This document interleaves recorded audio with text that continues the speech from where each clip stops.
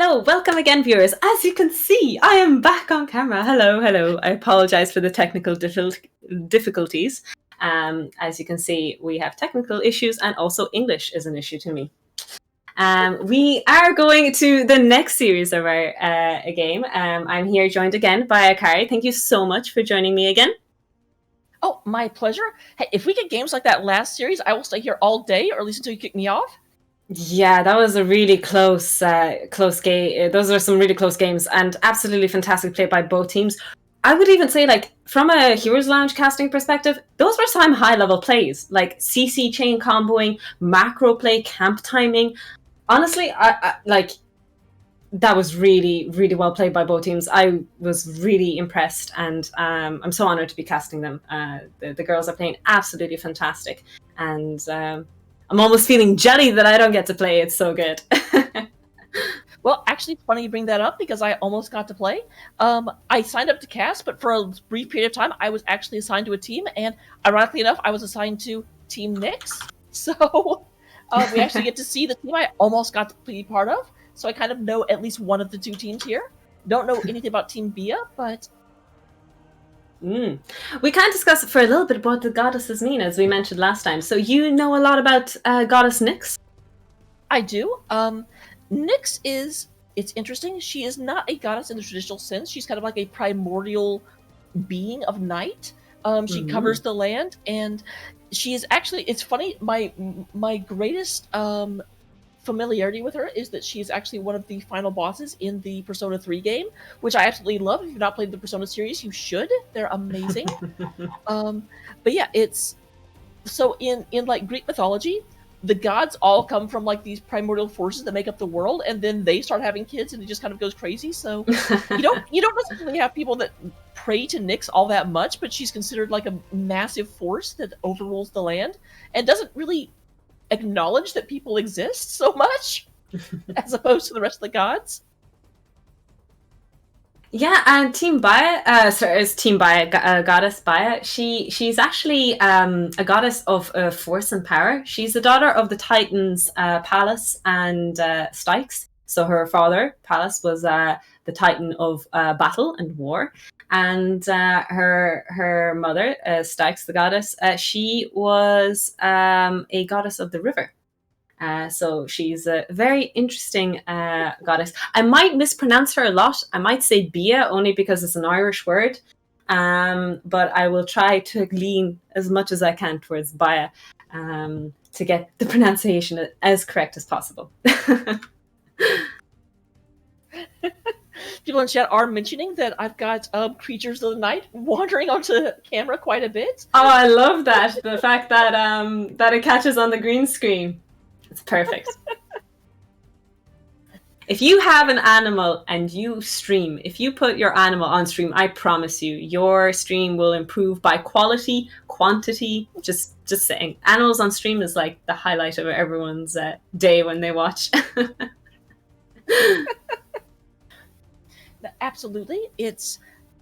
Honestly, there's an old saying. So I went to school in psychology, and they say that if you are ever in a position where you're like getting out of some sort of like psychological rehab, get a plant. If you can take care of a plant, get an animal. If you take care of the animal, then maybe you're ready for people and relationships. So that's why I'm single. Okay. I mean, you've got Simba. I do have Simba. I do have a cat. My comment was meant to say why I've been single for so long, but the joke went a bit too far there. But it might relate to many people in the chat or in the viewing area. We do have the next game coming up in the next series. It'll be interesting to see how the next series plays out, because the first two we casted, or the first three games we casted, were so amazing. We got to see absolutely meta picks, meta heroes. And I had mentioned earlier, the way they played was fantastic. I've been casting a lot of games in Heroes Lounge, and this was their macro anyway. Minimum was level 1, Division 1, Division 2 level. Camp timings, waiting for camps depending on objective spawning, like that kind of game knowledge is absolutely impressive. The way they played it, considering these teams were only formed, like you said, 4 days or maximum 1 week's notice. The fact that they performed so well with shot calling, I thought was absolutely outstanding. I don't know if I could have joined a team and in 4 days had done so impressively from a macro perspective. Oh, absolutely. When I got put onto the team, like I was only worried. Now, granted, this is an NA problem, but getting enough heroes to even be able to compete, I would have never been able to do what some of these teams have been doing. And we did have a new account, Diablo, which I assume is a person coming from NA and having to unlock the heroes.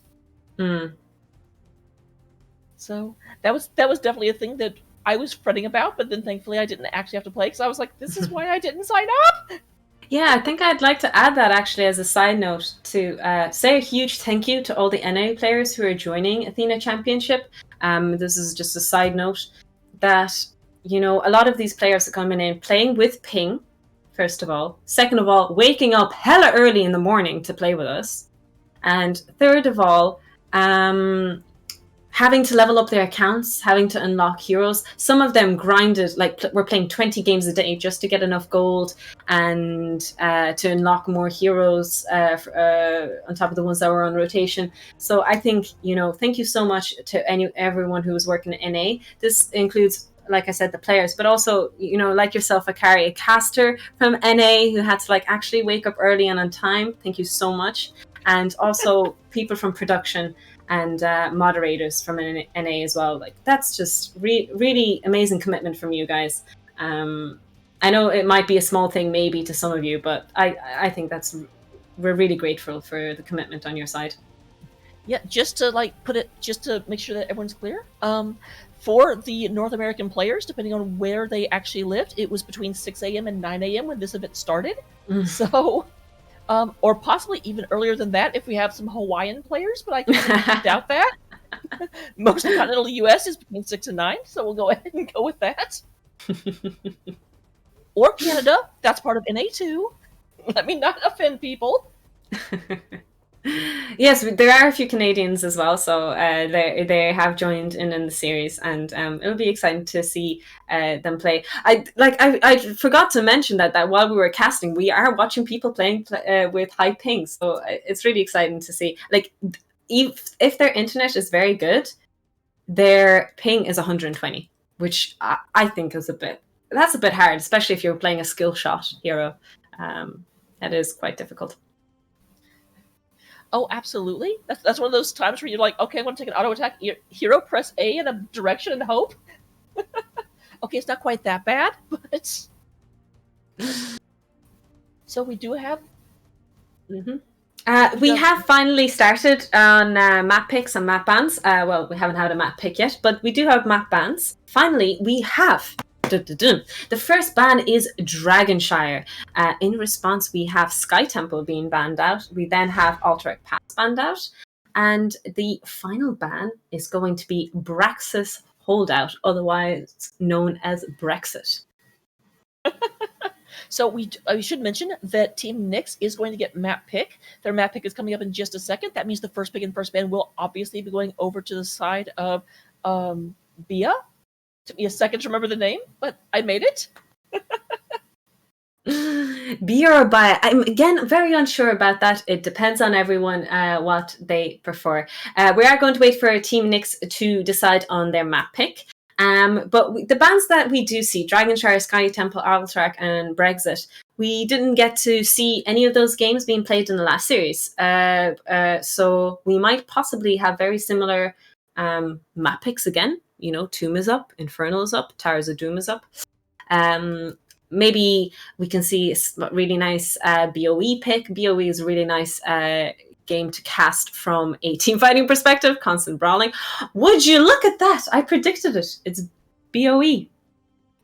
I also predict that I'll get $1 million today. Well, make sure you share.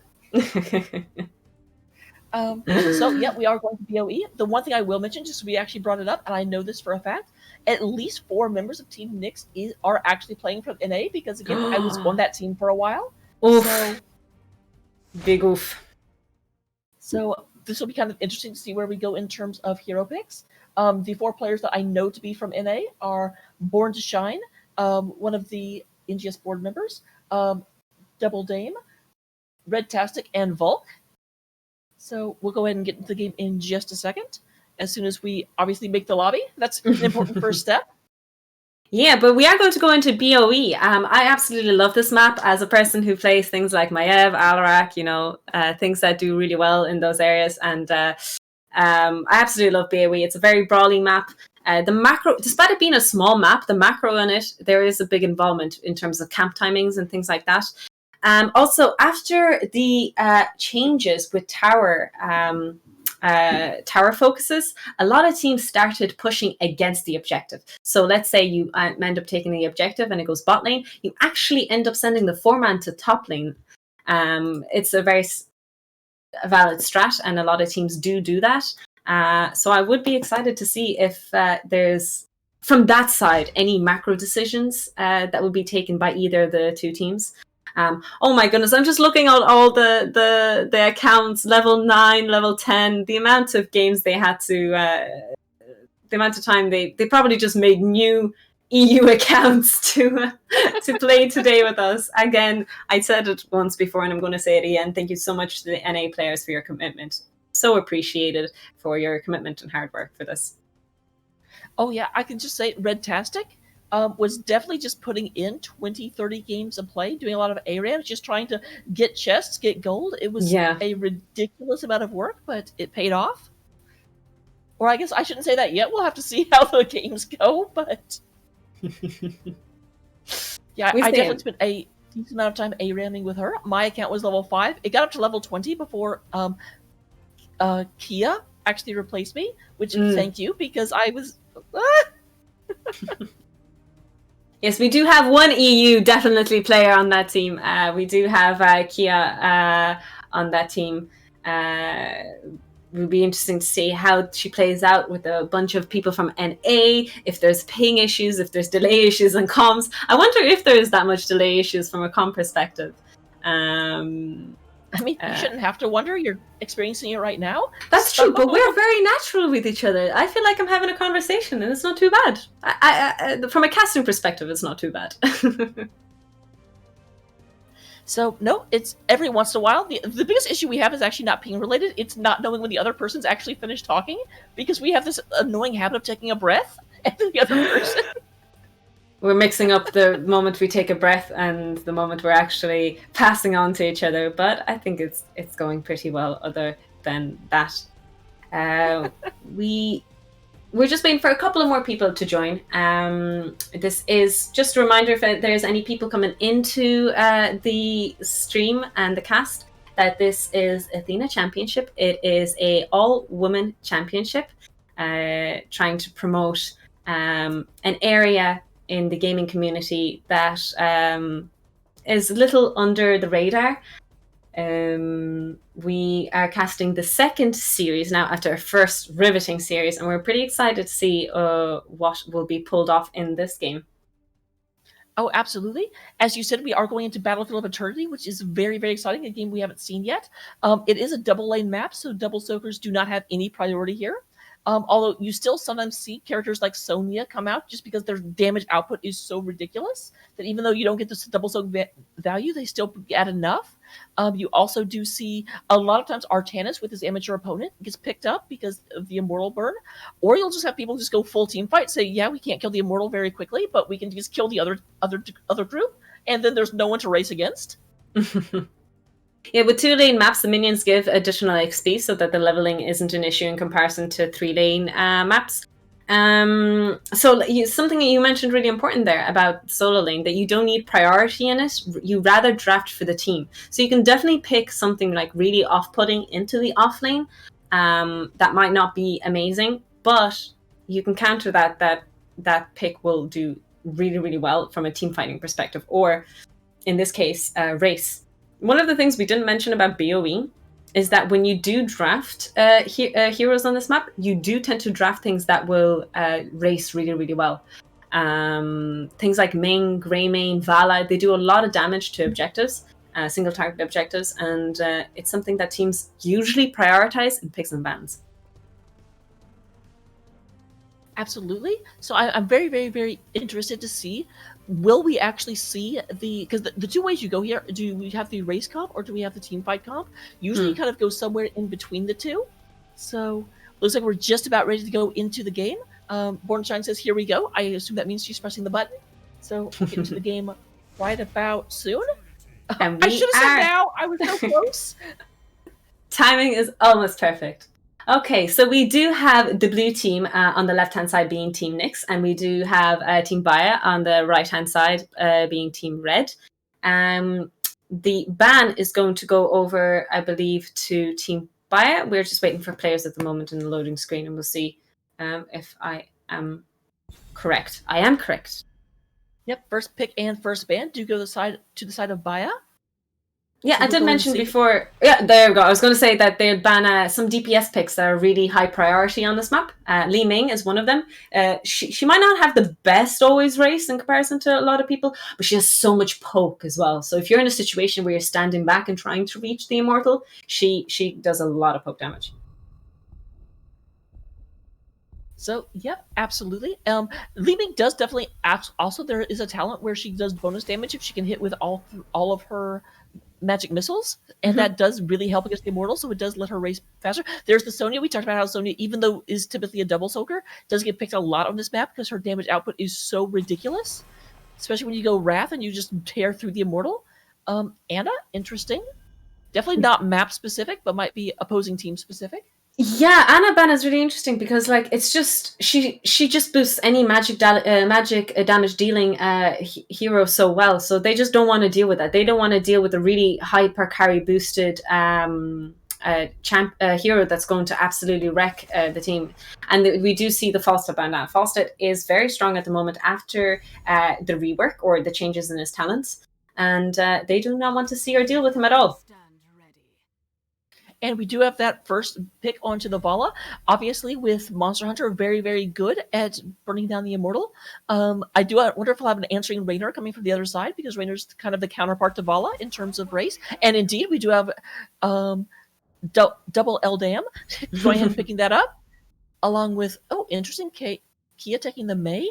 I know Valk is oftentimes a tank as well, so I wonder what heroes she's picked up in order, since they already have a tank online. Mei is one of Kia's favorite heroes at the moment to play and has been doing really well in Storm League with her, so I'm really happy to see her pull her out here in this game. In response, we do see Muradin and Uther being picked up. This is a very deadly combo. That CC chain with a point and click stun, and then after follow-up with Muradin stun is going to be very toxic and very difficult to deal with. However, with a tank like Mei, if she ends up taking the blunt force of everything, she probably can survive. Mei is quite a tanky hero in the meta right now.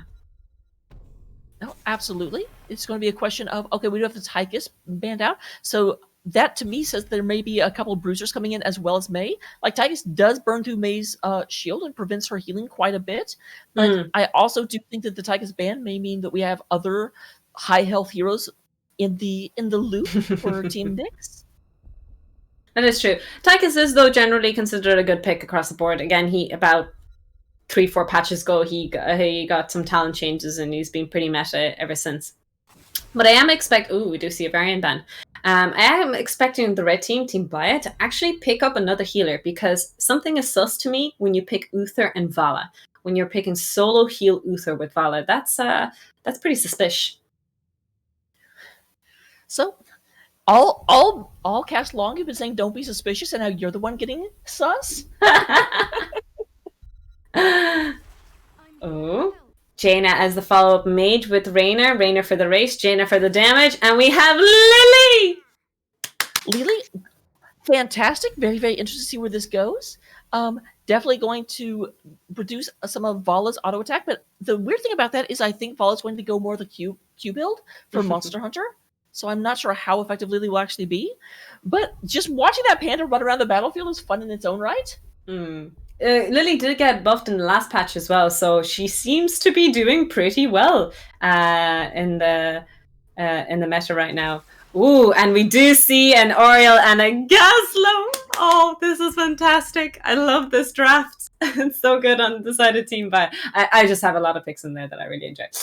But the blue team... Oh! Deathwing! Well, that happened. Vault is on her Deathwing. Vault loves her Deathwing. I am here to tell you. So very, very, very excited to see where this ends up going. The interesting thing is that I don't know that they don't have a lot of percent damage on the side of Team Bia, so Deathwing is going to be hard to take down, at least with any haste. But you did predict it. You did say, "Oh, look at that Tychus band. There might be something high HP coming in," and look at it, right on point. We do see a Deathwing being picked right up, like you had said. Very good prediction on your side.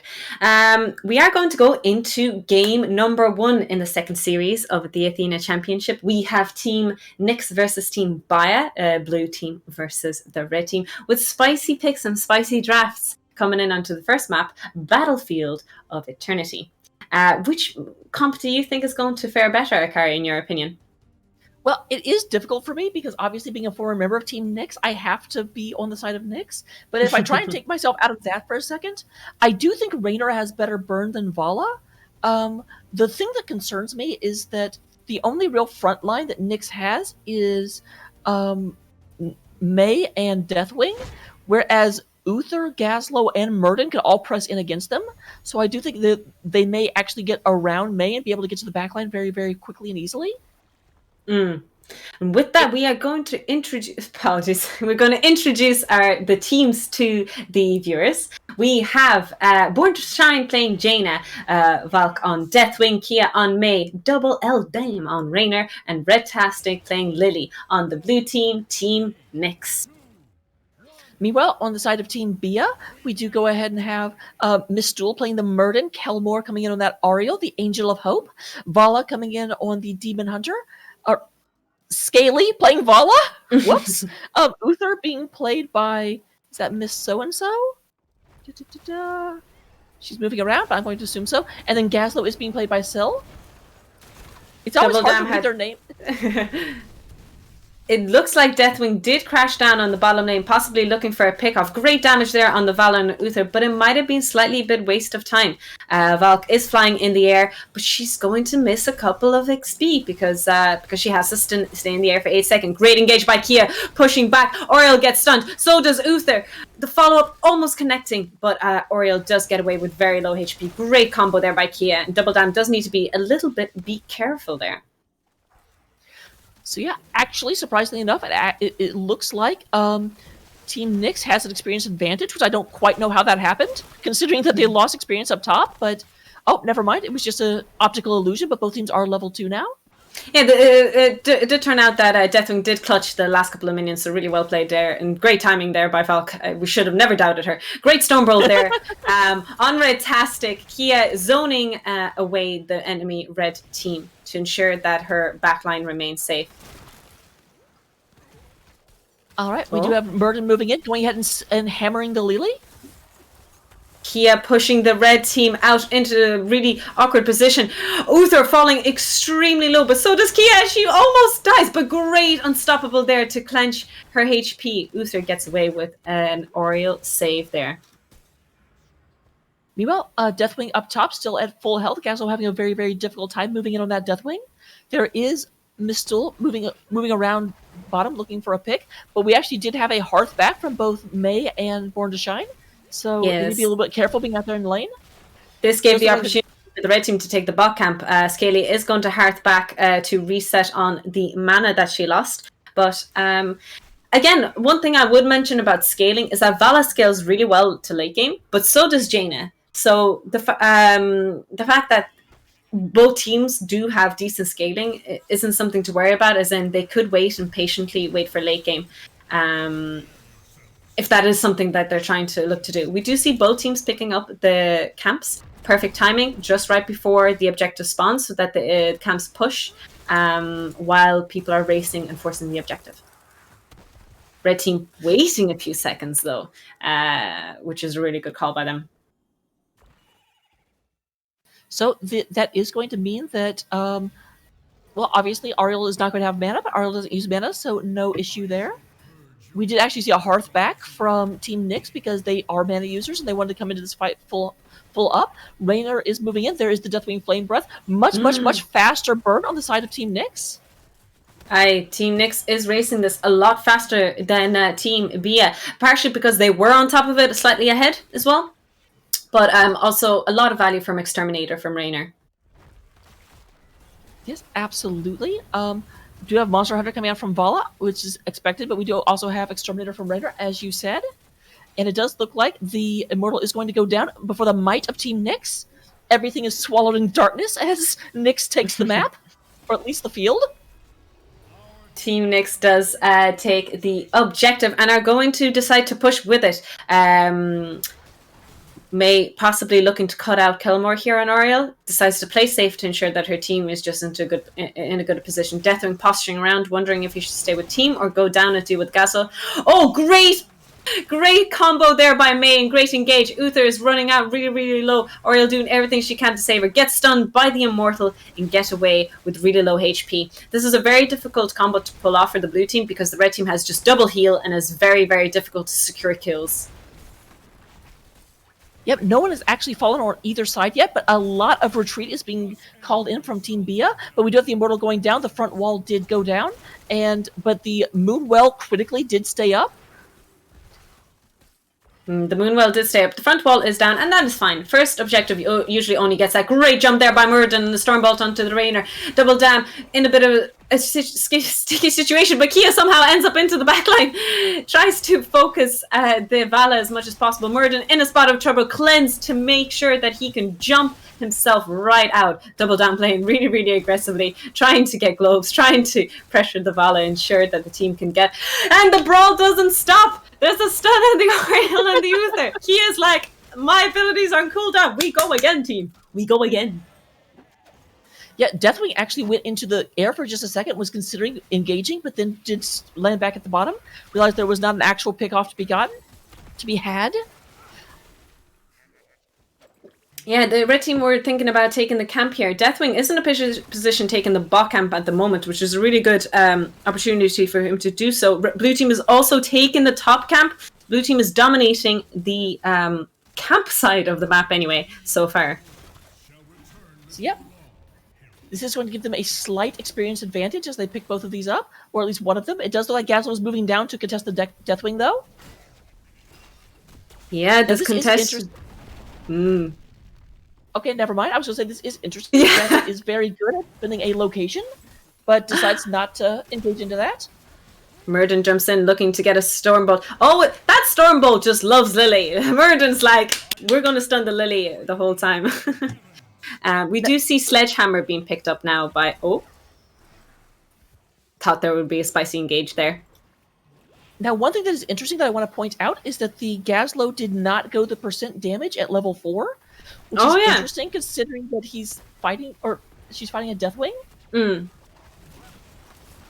blue team is racing on ahead. Really good positioning here. Redtastic following up on Kia, trying to do everything she can on Lily, throwing out her drugs, throwing out her serpents.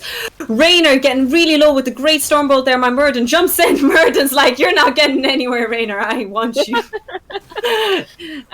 Great zoning there. Rest of Nyx wants Murden. Murden is down to about 40%. Voxlays is walking through their own molten puddle, but does end up falling back. Still no deaths so far, despite continual conflict. God. This is insane. There's so much fighting going on. We've been casting non-stop, but there's no deaths. What is this? Both teams are extremely aware of the other's possibility. It looks like we are going to go ahead and pick up a mercenary camp while this is going on. That has been realized by Team Bia. But there's a freeze coming out from the Jaina and the Kia as well. Ice on ice on ice.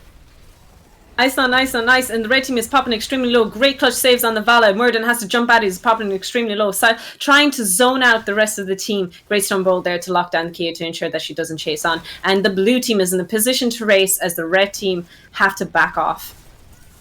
And they also have to deal with the bottom lane. Bottom lane was picked up as a mercenary camp. So if they don't get down there, that's going to be free push while the other push is happening. Because it does definitely look like the Immortal is going to go the side of Nyx once again. Oh, Kia's popping extremely low and she is running out of mana. Murden jumps in, tries to punish, gets a Stormbolt connected onto the Raynor. But great peel there by Valk on Deathwing. Fantastic play. And a BM Fire Breath. I like it. I appreciate that. Just styling a bit. So Deathwing is going to move top. It looks like everyone else is going bottom. There was already mercenary pressure down there. It does look like the mercs have been cleaned up, but we do have an Immortal moving in, already going through the front wall. The Moonwell is the next to fall. Blue team pushing this fort in really well. Vala trying to do everything she can with her ultimate to ensure that this fort doesn't fall, and they manage to protect it. Kia doing lots of AoE damage. Raynor pops his ultimate, tries to get the Oriole. Very aggressive play there. They're doing everything they can. Yep. I was like, that's not to get the Oriole, that's to get the fort. And they did get the fort. It is a sieging ability more than anything than a team fighting. So it was really played by Double Dam to use her ultimate to secure that fort. We do see rotations from the red team going up topside, possibly to gank Deathwing. But I don't know how I feel about a Deathwing gank personally. It's kind of like, meh. Yeah, the thing about Deathwing is that, okay, you can gank them and then they'll fly and come back. It's not quite as quickly as Leoric, but still one of the fastest heroes. They can re-engage into the fight after and the death numbers are not all that quick. However, it looks like there's an anti-gank coming up. Everyone's coming up here. It's a party up in top lane, and everyone was invited. We see a Giga Brawl. His ultimates get interrupted. Gasol Grab Bomb gets so much value. Great ice wall there by Kia. Everyone is popping extremely low, unstoppable to cleanse the Vala. The red team and the blue team are just posturing around this caboose. Oh my goodness. Uther is the first one to go down, but that of course means there's going to be higher than average healing happening to the rest of the team, because Uther can heal very much faster as a ghost than he can as a person. Deathwing does go down, but so does Murden. So it is a 1-for-2 trade in favor of Team Nyx. Vala is chasing this in, realizes that's a bad idea, and turns around. There was that, from a casting perspective, literally 6 ultimates were used at the exact same time, and I couldn't cast fast enough to explain what was happening. The thing I love the most, I don't know if you saw it, was that the ice wall, Deathwing was just desperately trying to get into that little narrow space beside the ice wall so she could engage, but couldn't fit because Deathwing is big. Kia tries to get a combo on Ariel, but gets stun locked into the stun, but great stasis there to ensure so he doesn't get CC chained perfectly onto tower. Deathwing is going to crash down. All the balls of hell dropping down. Lily trying to keep her teammates alive with her jugs, but the blue team does manage to back off safely, ensures that they're in a good position here. Great engage by Kia. The ice wall! The ice wall from hell! Why is there an ice wall from hell? It's ice! I mean, Dante's Inferno, there is an ice layer of hail. So, wow, my accent came out for a second there. That was awesome. But yeah, that was a great ice wall. That was a 4-man ice wall, followed up by fire and ice. We've got a Game of Thrones going on right now. Raynor does get popped off into the corner. Unfortunately, Redtastic running away on her tiny little fast feet. Kia gets stunned by the Gazlo. Is she next on the list for the red team? But it is actually Uther who falls down, bursted down by the Jaina and the Deathwing in their face. Kia does pop her unstoppable to ensure she stays alive. The red team is focusing on trying to race the objective and zone the rest of the blue team away. So it is a 4-on-4 fight right now, and of course blue team does have a Moonwell very, very close. However, Kia is having to go back and get mana, so it does look like they're going to get to halftime without a lot of issue. Jaina is moving in, but Murden does get safely away. Did have to pop Avatar, though. The objectives have been split, and the blue team have decided to just race, and the red team are in a position to also race here as well.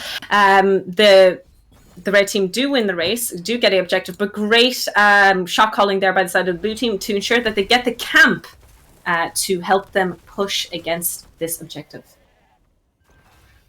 So objective is going bot lane, so this camp is not going to get counter pressure, but it's still better to have than not, for sure. Gazlo is unopposed up top, though. Bulk will have to get up there before too long, or at least someone will. It actually looks like they're sending Jaina. I like that call to send Jaina. Deathwing does a lot of damage and a lot of zoning abilities. Basically a mage anyway. So it's a really great call by the blue team. The lightning breath. I love this, Valk. I love this. Great stun there to zone the rest of the team away. The Immortal is already being shredded because of the Executioner from Raynor, focusing on the objective to make sure it gets shredded down. Kia tries to get an ice wall into the back line. Focuses on the Uther. Uther does get stunned. Lily is trying to follow up, but the stun lock onto the Lily. She has to pop her jugs in the last clinching situation. Deathwing pops his ultimate into the backline and is spreading his flames everywhere. It definitely flies. Everything burns on the shadow of his wings, is I think the name of the ability. But we do have a disengage happening from Team Bia, as Team Nyx is hot on the pursuit, while Jaina continues to watch the top lane and make sure Gaz can't do anything sneaky. It does look like they are moving in onto the bottom camp right now. I would say something actually. Deathwing picked a very interesting level 10. It's probably the most unpopular talent choice, which is the reset on Cataclysm. Usually people do pick Fear. We do see Jaina in a spot of trouble though on the top side as she tried to contest the camp, but the red team is going to secure it as the blue team is behind on rotation. But they are just trading camps on either side of the map. So the Murden is moving down in order to take care of that camp. That means Murden is not up here. As Ariel goes ahead and gets caught, Stasis drops onto Ariel to protect him, and there's the Gravel Bomb, but Deathwing does not care about Gravel Bomb. He is a raid boss after all. Kia trying to get a possible counter engage. Why is no one dying?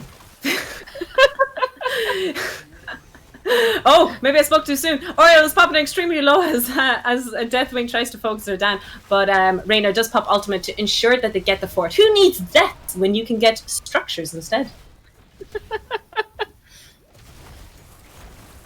Deathwing trying to finish this off. Looks like we'll be able to do so. Yep, okay. I was afraid I'd actually be Caster Curse proved wrong. However, flying over actually catches Vala in the Inferno. Vala still has a lot of health, though, and gets knocked back by the Ariel. But there is a great two-person Ice Wall coming out. Great Ice Wall, great knockback by May, but Vala does barrel out. Murden's popping extremely low. Cleanse tries to clutch save him, but Murden does pop down and dies. Finally, at least someone died. These fights, man. I don't know if it's the double kill or the double front line on the side of the blue team, but something is going on where the teams are just not dying despite incredible damage and CC chains going on. Yeah, I've never seen teams this competent at moving their, using their abilities together and causing these great chains and not resulting in kills since the first series this day.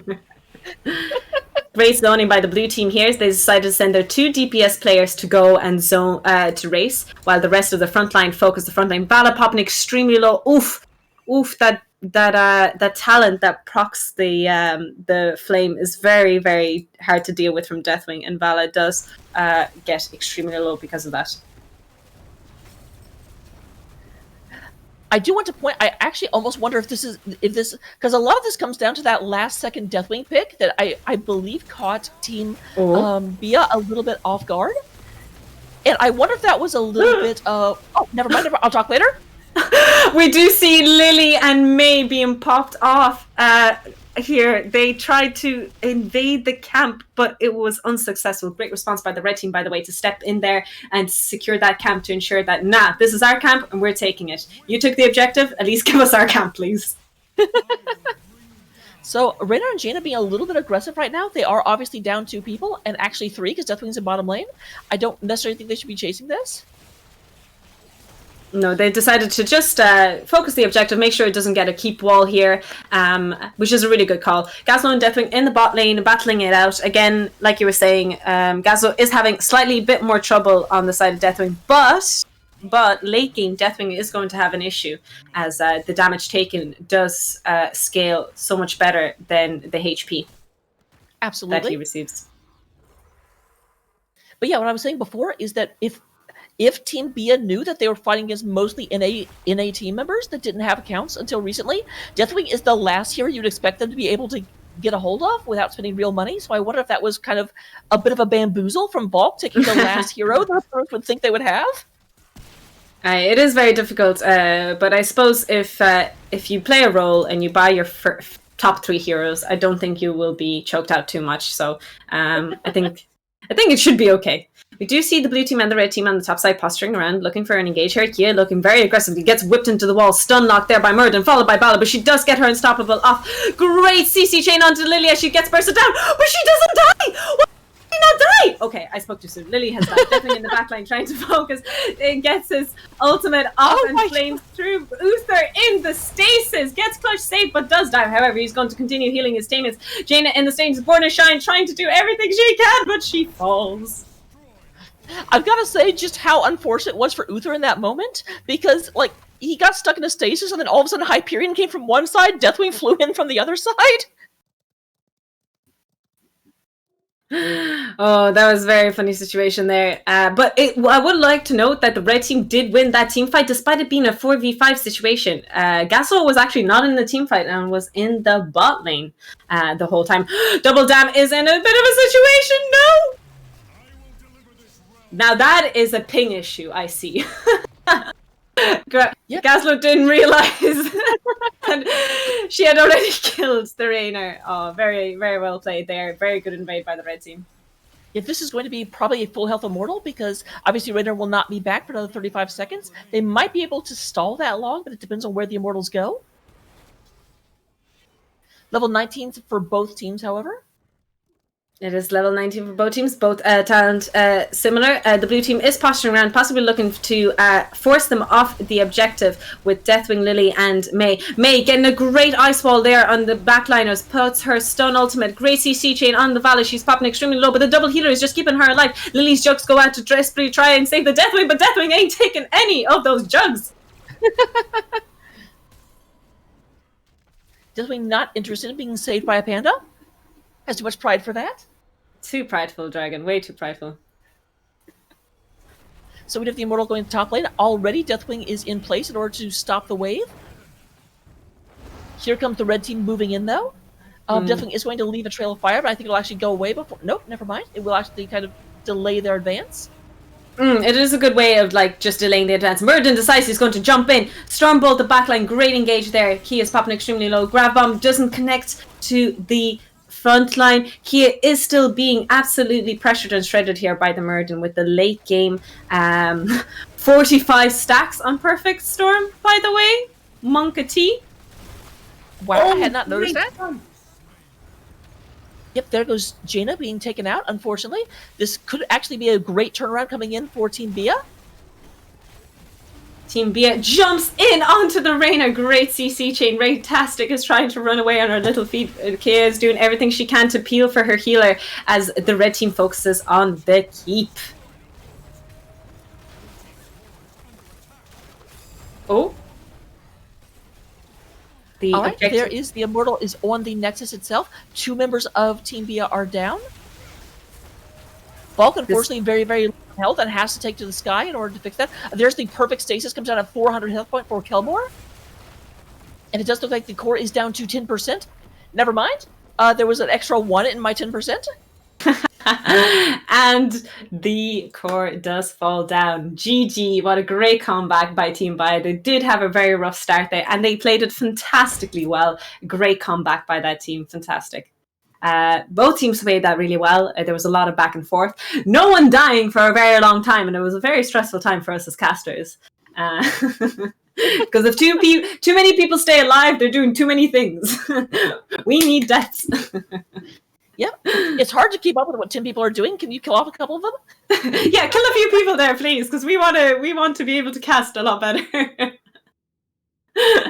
That was really well played by both teams. Some of the ice wall setups were fantastic. The Deathwing AoEs were fantastic as well, pressuring off the solo lane. But as again I said, scaling is always a thing that people need to consider. I understand that in some games,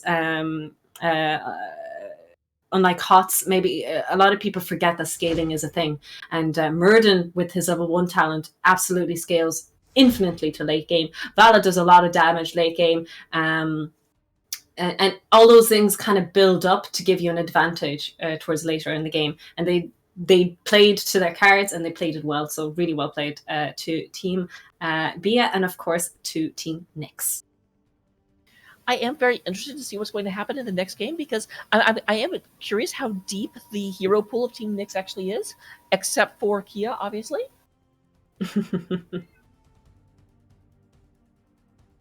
Yeah, I am interested in seeing what will happen next. Again, we have camera issues because I would like to take a side note that this only happens when Trans is member of management. So transparent, I would like to call you out that this is not my fault, and it is all your fault. Thank you very much for listening to me and paying attention. Thank you. Anyways, we are going to go to the second game.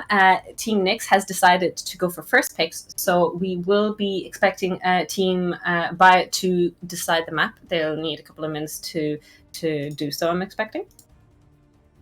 Go on. Sorry, I was actually waiting. So yeah, obviously that does mean that. Sorry, I just looked at chat, and so Nick said they'll take first pick, and then Kilmore said, "Do you want to create?" And I'm like, "Well, we have to know what the map is first before we can true. create." We need map pick first. The rest of the team is supporting her and saying, "We should pick the map." Their voice comms are very, very good. Appreciate that. But yeah, I am very, very interested to see. Obviously, we do have the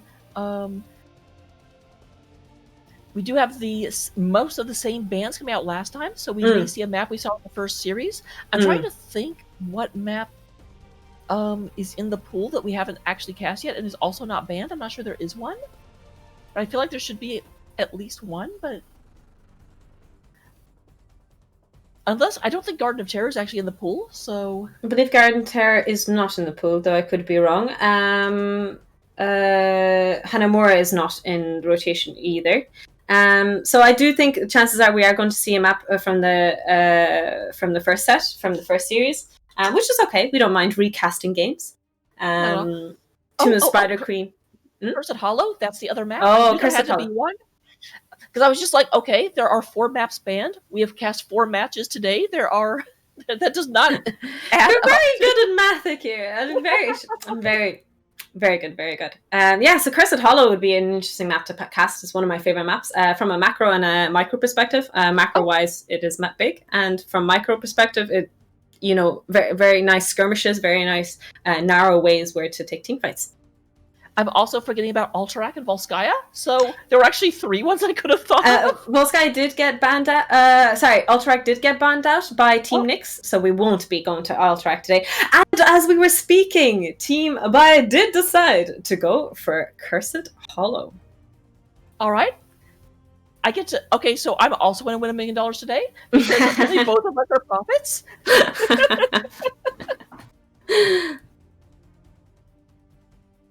Right, we'll just start getting into the lobby in any second now. I will attempt to fix my camera in the meantime, but production is always an issue. So I will go ahead and say, what are your thoughts on Cursed Hollow? For me, it's the largest map in the map pool, so globals are very, very, very dominant here. You see a lot of Brightwing, you see a lot of Dahaka. Probably not the same level of Dahaka as we saw in our previous series. Oh my god! And then you also... There's another global that I'm not thinking of at the moment. Falstad, there we go. And then jumping into that, we also do have we don't have as much of dominance on double soakers because the map is just so big. The only one that could even, in theory, be able to double soak is Malthael on a Pale Horse. But Malthael is so squishy, it's actually very, very easy to gain him in rotation, so you don't see a lot of picks onto that. So I do expect to see a 1-3-1 build with a lot of emphasis on actually picking up the curses. Yeah, there's a lot of other macro kind of spicier picks that you could pick. You can pick ETC Stage Dive, Brightwing Z. But another one that's really, really nice and I'd love to see is Zagara being picked up. She's not very meta, but she's very oppressive as a special... she used to be called a specialist. She can split push really well. She can siege really well, but she does have that vulnerability of, being very exposed, being very squishy. So she can be very difficult to deal with, but also the team can respond very easily to it. Another thing I'd like to point out is something that you mentioned in the past, that you'd like to see Vikings and Abathur. And this is a fantastic map for them. And I think this is something that I'd be really happy to see anyway. That is actually, Majesty points out in chat that yes, Vikings can also double soak. Although I'm not even sure you count it as double soaking when Vikings are doing it. It's more like being everywhere soaking. Yeah, usually double soaking means that you rotate fast enough to catch 2 lanes. But I mean, are the Vikings even rotating? They're just sitting in the bush there having a cup of tea. I'm downplaying how Vikings play. Vikings are very difficult to play, chat. I promise. As everyone knows, if they've ever seen me play Vikings, it's not entertaining to watch. Yes. Isn't it interesting? They actually, like, there was a change that happened, I want to say about 6 months ago, so that you have to be a little bit more active. You can't just hang out in the bush. ABBA players were very sad Yeah. about it. You're right. Recently at the XP changes where you have to actually pick up the orbs, it made things like Zeratul, Abathur, and Vikings more difficult to play. So it does look like the stream is mostly ready. I do have to. I am curious what we're actually going to see when we get into this map. I'm very, very eager to get into the draft. So come on, hurry, get ready. The blue team last game did pick up things like May, things like Lily. I was really happy to see such fantastic picks on their side, and I'm wondering if there are going to be any respect bans this game. I think May might be a respect ban for the red team to do so, Team Bayat, because I think the play were very oppressive and very difficult to deal with. From the blue side, they might respect ban the Muradin as well.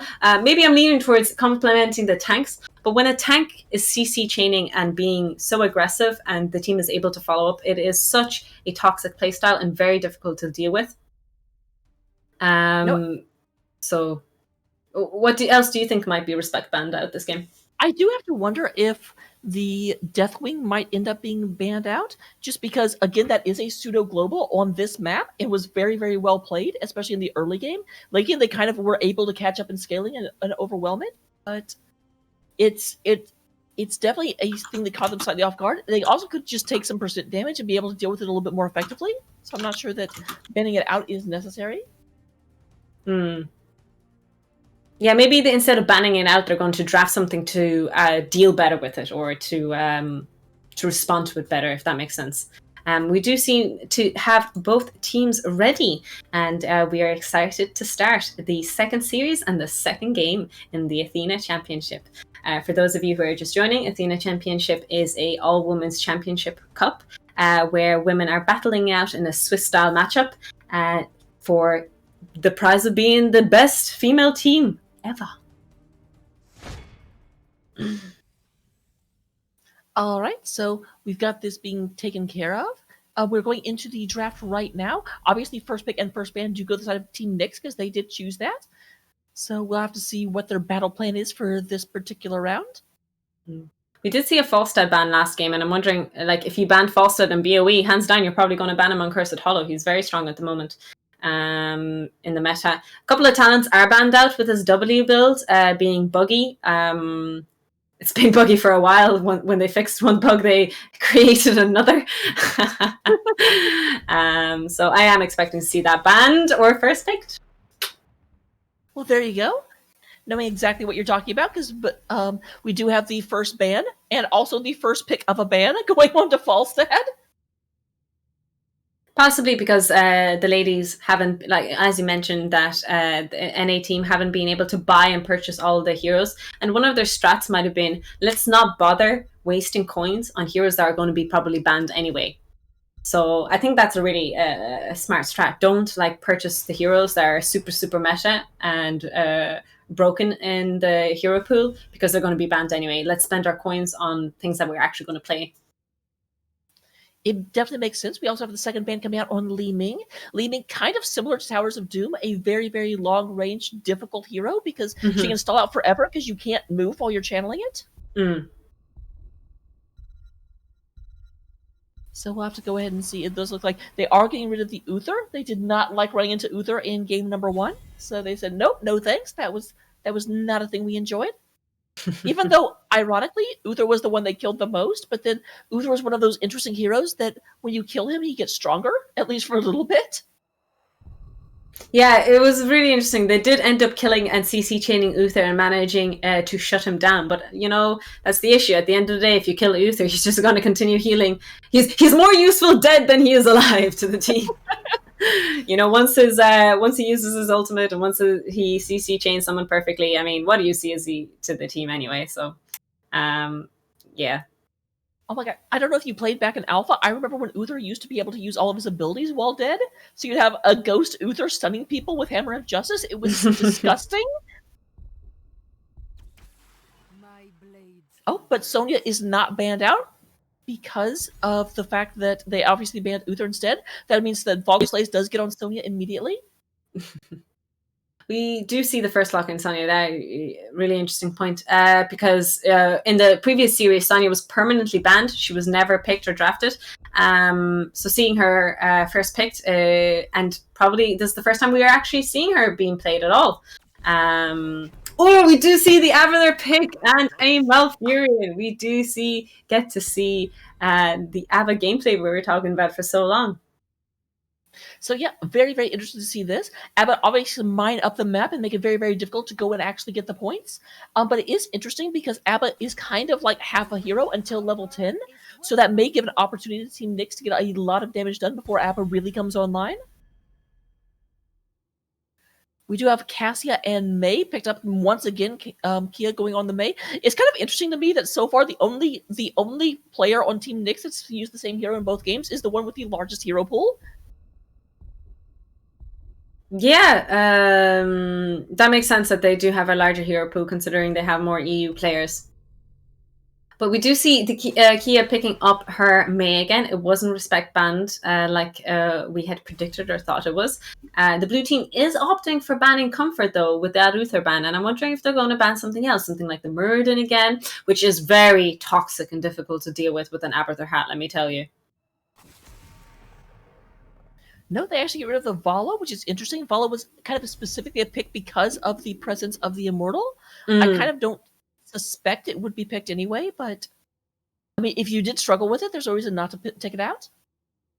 I'm guessing the red team is going to start drafting a DPS that can poke from range to interrupt the objective. What they'd like to play is play for 10, allow Abathur to soak XP while the red team is in a position to poke. And we do see the Muradin and the Orphea being picked up as I say that. So Orphea, interesting, is the exact opposite of a long-range poke mage. So they're going to be very, very aggressive, getting on top of people. I do think Orphea is one of the best targets for Abathur's clone ability because she's just all over the match, can move very, very, very quickly, and if you're good at playing her, you can actually get around the team and hit a whole bunch of people with the chomp. The only one that would actually be better, I think, is Jaina, because Jaina actually builds off of each other. And fantastic. We do see Redtastic picking up her Lily again, and Born to Shine playing Rhaegar, with the team ending up picking double heal. And I absolutely love the fact that they picked double heal. With a Sonya as the offlane, it allows you to be super aggressive and super offensive with her W build. So I really do like the spicy draft on the side of the blue team. I do have to actually wonder, on the 1-3-1, obviously Sonya is one of the lanes. Is the other lane going to be Rhaegar? I assume so. You wouldn't have Cassie in the other lane and somehow Mei trying to get everything done with the two healers tagging along. Rightio, this is to anyone who is joining at the moment in the Heroes Lounge. This is ATHENA Championship, an all-women's cup. We have Team Nyx and Team Baya in the second series and second game. With the first game had gone over to Team Baya, we're going to see who's going to take the second game. It should be an exciting game to cast. And we're zoning into the game right now. I'm going to introduce Team Nyx because it was my team. Haha. We do have Kia playing Mei once again. We've got Volkslays coming in on that Sonya using the Barbarian skin. We do have Redtastic coming in on Lily once again. Double Dom is going to go ahead and come in on Cassia. And then Born to Shine playing the Ghost Wolf Rhaegar. We have the red team. We have Team Baya. Kelmore playing Abathur. Miss So-and-so playing Malfurion. Miss Still playing Muradin.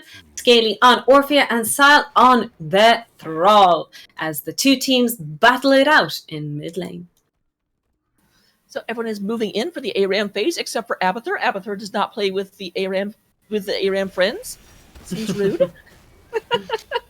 Abathur decides not to brawl it out in his own way. Kia gets a massive, great engage onto the backline. Malfurion is in a spot of trouble with a knockback and a great CC chain and combo onto the Malfurion. Abathur remains hatted on the Muradin to ensure to get the most damage and value. Kia said she is not done. She's focused on a scale. Murden does get stunned. Cassia follows up and tries to secure the kill on the tank, but the backline do get away with very, very low HP. Really well played there by May with the engages. Oh, absolutely. Remember how last game we were complaining that people never died? Apparently they heard us and they said, okay, we'll fix it. We promise. So we do have Kia going in once again. Actually, he's murdered in the bush a little bit, but he's going to be pounced upon. It is actually a 3v2. I don't think Kia necessarily realized that. Because we do have Rhaegar back getting the camp, and the Cassia has actually gone up to the top lane, which is surprising. That does mean that we're going to have a healer and tank in the middle, although it looks like there is a attempted gank coming down, possibly. It looked like for a second that there was going to be a gank, but the red team decides to take the camp instead. Rhaegar capping the top objective at the moment, taking it, can do it completely independently because Born to Shine is an independent doggo. The blue team possibly looking to take their other camps as well. Without Abathur, they have a more oppressive playstyle where they can just spam camps and ensure to have global pressure so that Abathur isn't free to soak as much or has difficulty soaking. All right, so we do have Bordershine moving back, getting her mana back at the home base. We do have Cassia moving in on the Abathur up top. Abathur is definitely not going to be able to deal with that, but Double Dump did go ahead and actually take a little bit of damage moving in, so has to pay a little bit defensively at the moment. May is down, squaring off against the Thrall, which does leave double healer in the middle, catching soak. Double healer catching soak in the middle makes sense because Sonya can also do the camps completely independently. May is getting the soak in the bot lane and making sure that the camp doesn't get too much value. A rotation from Sonya to the bot side to ensure that the siege camp doesn't do a whole lot. Heroes, gather tribute and earn my favor. So we do have the first tribute coming in at the bottom lane. Obviously, Abathur is going to be able to continue soaking even with just his body, while he goes ahead and helps from afar. That's going to give them an advantage. However, we do have a level advantage on the side of Team Nyx so far. There is a slight advantage, but it is they do have an opportunity to catch up with it in the middle. Lily did get stumbled. Murden jumping in, trying to get some value there. Kia doing incredible work to peel for her healer, ensuring that Lily gets away safely on her tiny, tiny little feet. Double Dam is trying to channel the curse. But Sile interrupted really well on the Thrall. All right, Kia moving in, trying to secure still, even though, while actually they go ahead and secure the first curse on the side of Team Nyx, there is an engagement. Kia taking a little bit of damage, or if you have tried to follow that down, but it does look like everyone is going to escape. Can I just note, like, a very small mechanical, fantastic play there? Kia did get rooted by the Malfurion and timed her cleanse so that she wouldn't get slept afterwards. Little plays like that is just really, really well done, I think. Oh, absolutely. So, great. Figure out how long the cleanse will last in order so it actually stops both. Ooh.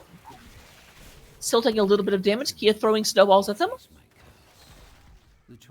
May just doesn't have enough mana to be able to spam her abilities as much as she wishes.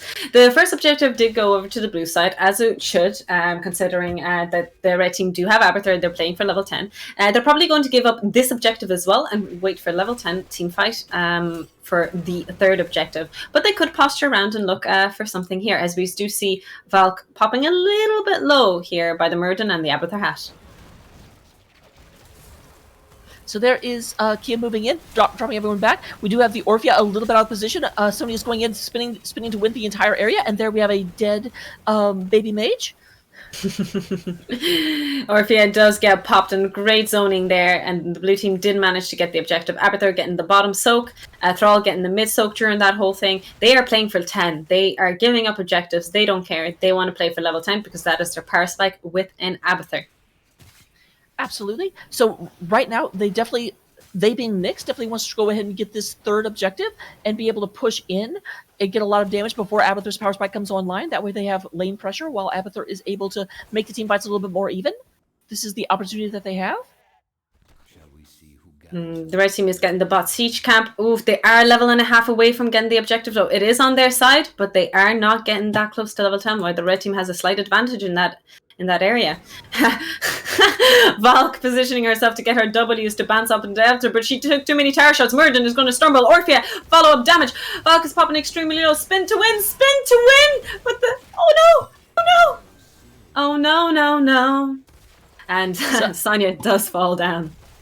So that is going to probably give this tribute over to the side of Team Bia, because I don't think they can fight this 4v5, even though it would really be 4v4.5. That is very true, but that was really well played. Getting that Sonya secured the objective and ensured them to get that level 10 that they were desperately trying to get. Well, they don't have it quite yet, but they will definitely have it before the next tribute. There it goes. So we do have Ball Lightning coming out from the Cassia and Ice Wall on the Mei once again. Chunk of 1,000 Nopes coming out of that Lily. Lily in the mid lane trying to clear. Murden jumps in Stormbolt.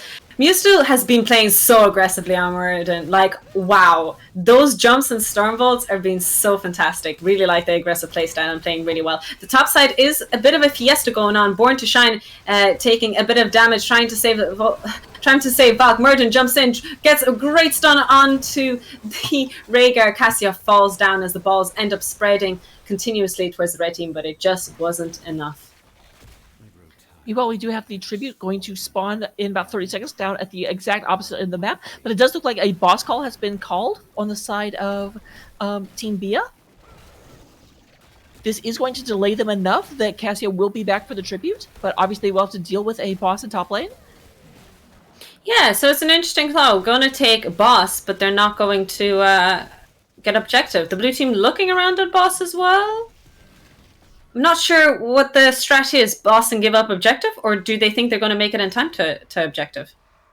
They might. I don't think they would have if Team Nyx was there to start channeling immediately, but they are very, very close, and they're... No, they do just barely miss it. They do barely miss it, but it does mean that they have a free defense here, and free defense in mid, and...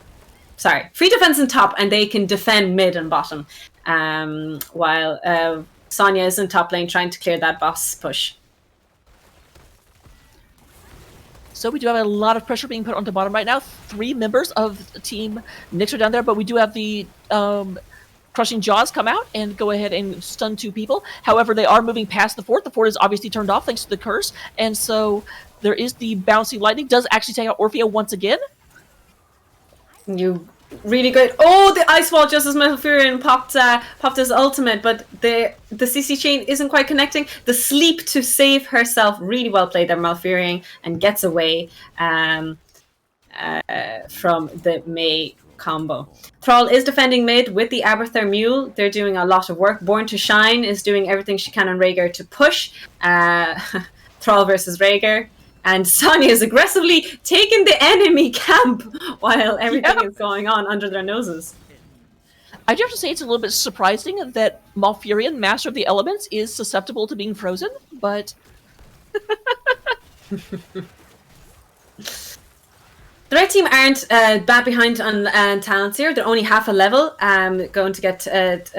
we do see Murden looking to jump in onto the Rhaegar, but Rhaegar does get away. Jukes the stuns by Born to Shine, or otherwise known to be Born to Rhaegar, playing Rhaegar really well in this game. Yeah, I also have to say, actually, this is really, really good play coming from the Sonya. The fact that they keep seeing objectives being triggered over the map may actually be fooling Team Bia into not realizing the boss was being taken. Because I didn't realize the boss was being taken. I got bamboozled.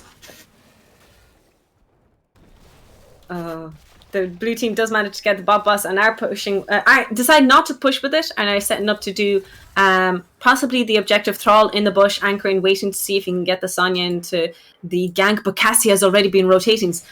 Oh, this might be a gank, possibly to secure the kill on Thrall. They try to dive it, but decide to focus the fort instead. Yep, we do have the... Valk is moving around, does have Wrath of the Berserker up and doing a lot of damage. However, does start to spin to win onto the Thrall. That does cause the fort to refocus onto Valk. Valk has to back away, unfortunately. Tarrier diving is a bit more difficult in this game after the fort started focusing, but there's a lot more bodies here to gank the top lane. But the fort does fall. The blue team decides not to push as they don't know what the red team is. Really great call by the blue team there, not committing to the Thrall, because the red team was just right under them and could have counter-engaged very aggressively there. So they go ahead and pick up a second fort. They only actually got 1 fort during the actual tribute, but now they're up to 2. Oh, Ice Wall there by May gets a nice backline. Orphea tries to ult 2 people. Great engage there, and Orphea does get blown off. Lily jugs to try and keep everyone alive. Bloodlust by the Rhaegar is absolutely shredding the team. The blue team is running them, chasing them down. They are just absolutely destroying the red team. Running after Murden is doing everything he can to stay alive. Run, Thrall, run! Thrall So we does do have- manage to run away. We do have Thrall and Abathur being the only 2 that survived, but Abathur gets an asterisk there because the Ultimate Evolution did die. All right. I did feel like there was another body that fell, but I couldn't see it on the death timer. I was like, I might have miscalculated. So that is going to trigger them to go ahead and pick up the tribute and then push in while Thrall's the only one up to defend. Thrall is Or to defending Shine with Orpha. Bordershine does go ahead and just says, I hate this wall, and goes ahead and takes it out at the bottom, gives them a little bit more maneuverability. They also go ahead and take out the Moonwell. Even though they do not end up getting the fort, that does mean that anytime someone has to heal, they have to go all the way to their home base. There are no Moonwells in the forward half of the map for the side of Bia. Yeah, Team Nyx are in a really good position. They're going to be getting the camp in mid and posturing into the next objective. Like you said, that camp has been taken. That healing fountain in mid lane for the red team has been taken away. So if they do need to tap, they're in a bit of a sticky situation, as the blue team is already in position for the objective.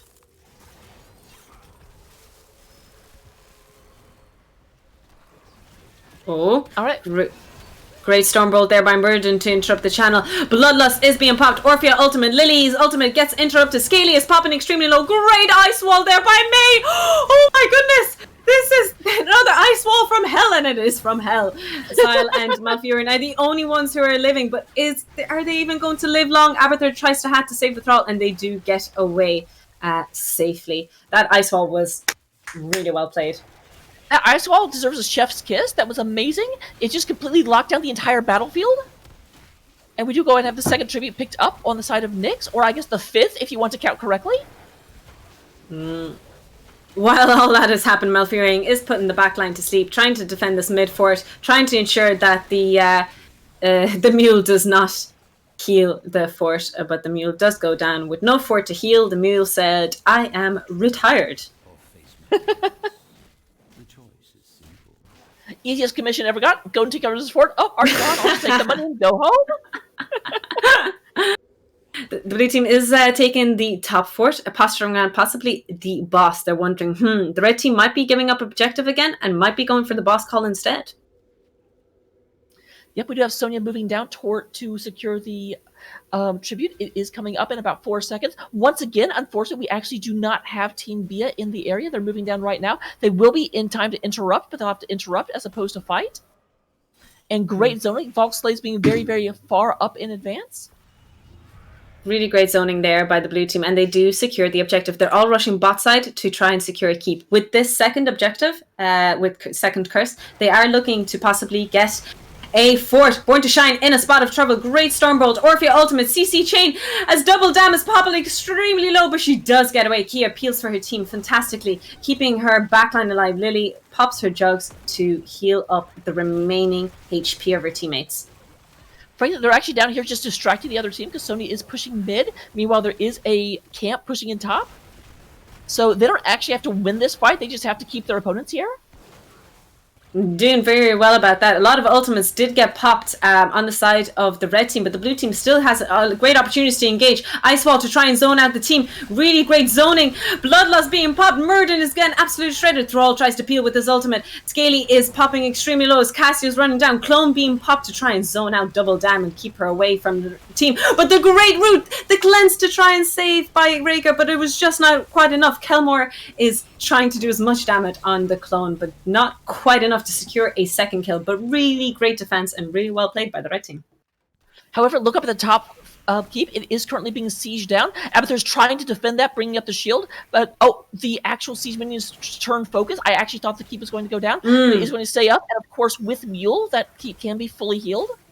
Mule gets a lot of value in these kind of cases. So it's really good that they did manage to defend it. That means their keep is up and it will be re-shielded and restructured by Mule from Abathur with his level 7 talent. We do see the blue team rushing to take boss, despite the fact that they have one man dead.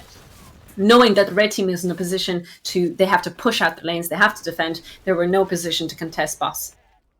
So the boss is going to go straight up bottom lane. Obviously, there is no keep in the way, so that is something they will have to actually stop, or it will do core damage. I think the boss would be killed before it actually took out the core, but the core would probably go down to, I'm going to guess, 30%. The core could go down if they do decide not to defend, but they're not in a situation to push anyway.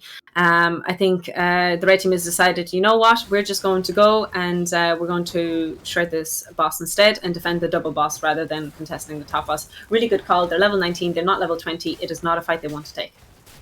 Absolutely. So this boss will probably take the top keep, if I had to take a guess, because that keep is very, very, very low. The mule has not had sufficient time in order to get it back up. And yep, we do see the percent bars coming up at the top, which means the boss has made it to keep. The boss didn't make... Yeah, no, they protected it really well, but they are under the risk of losing their top keep that you spoke about earlier. That they managed to almost take last time. This might be a sticky situation, but Sonya isn't there, and if the red team realize that Sonya isn't there, this might be a fight they would be looking to force. Yep, Sonya actually is on her way over. At first I don't think she's going to push mid lane, but nope, they are coming in. They want to make sure they secure this. The mule is currently healing that keep. But here comes the boss. And unlike the siege minions, the boss is not going to be distracted. The boss is focusing that core, but the red team might be looking to counter-engage. The Orphea clone is doing a lot of work into the backline, gets blinded, gets stunned. Sonya is doing so much work with spin to win. Thrall ultimate interrupts a lot of the players. Malfurion is in the ice wall, might be in a spot of trouble as once she gets out. And Malfurion, where did Malfurion go? Was there a Malfurion? Malfurion cries out, "Oh no, blunt force trauma, my one weakness!"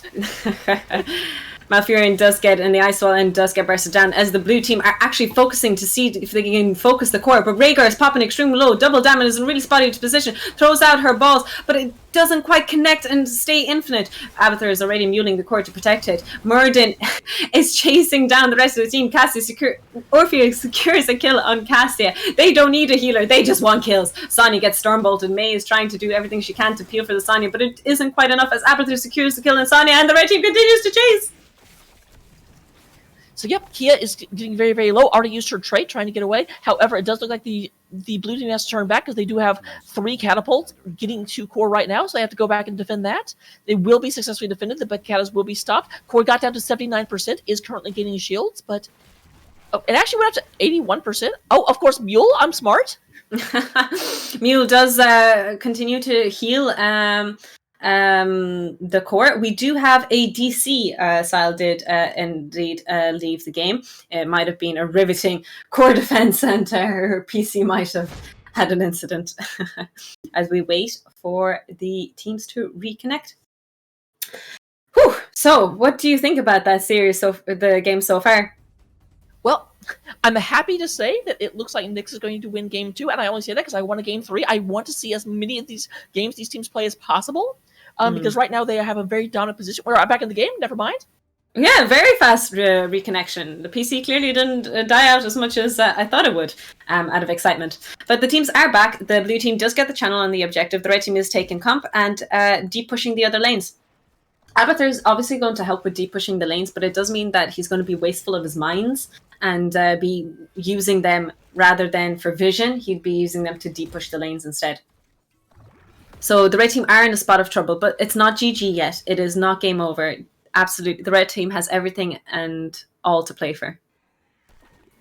Absolutely. So we it's definitely in a bad spot, but anything can come back. We've definitely seen some crazy comebacks already today, so it definitely could happen. Right now, it is a very, very bad position. They have continual catapult pressure coming along the top and bottom lane, so they can't really move too far out of their comfort zone. And unfortunately, this is a map that you kind of have to go out because tributes come up every so often. It looks like the blue side is actually looking to posture bot side. Being careful about walking around behind the vision and ensuring that they don't get caught out. But Murden is about to face charge this bush. Oh no! Oh no! Murden does manage to jump out, but does get stunned into the blizzard. Trying to follow up. The red team is there to do a lot of damage. Great ice wall by Oh no. Oh no. The combo, the bloodlust, the Orphea ultimate to try and follow up on the damage. The Lily ultimate gets interrupted into the backline.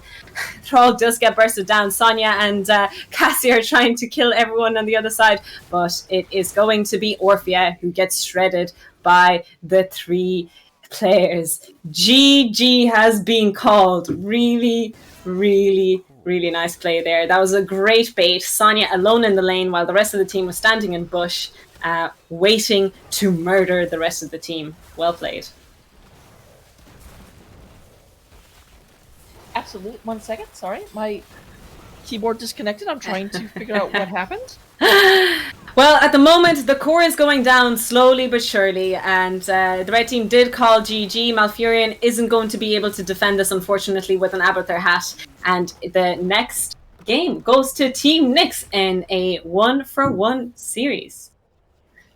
Fantastic. Okay, I don't have a keyboard anymore, but hopefully I won't have to type anything. Let's hope you don't have to type. As long as your mouse works, it should be all good. Okay, well, fantastic. That means we are going to a game 3 as Team Nyx actually goes ahead and takes that over. Looking at the stats at the end of the game, we do have, surprisingly, even though it is 12 kills to 5 in favor of Team Nyx, the number 1 damage is Orphea coming in at 63,000, followed by Abathur at 58,000, both of which were Team Bia players.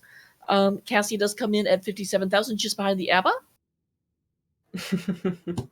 In terms of healing, though, and I think this is the difference, we had a double healer comp coming out of Team Nyx, and both healers out-healed the Malfurion on the other side. So 88,000 coming up from Redtastic, Born to Shine coming in with 65,000. And lastly, in terms of experience, to the surprise of absolutely no one, we do have Abathur leading the way in terms of soak, because he cheats. Abathur did cheat and get a lot of soak for the team, but really well played by both teams. You know, the red team did have a comp in mind, did have a play style in mind, and they did start getting the comebacks in late game, but just that last team fight was so fantastically played, a really great debate, and really well played by Team Nyx, the blue team, with that anchoring in the bot side. The walls were fantastic, played by Mei Kia. Volsky did so many spin-to-win clutch situations. It was really, really good. Poor Lily got bullied so hard by Muradin, though. I do feel a bit bad for Redtastic, because Muradin was like, you are not using your ultimate. And the Thrall also used his ultimate to constantly interrupt Lily's jugs. They were shutting down those heals as much as they could.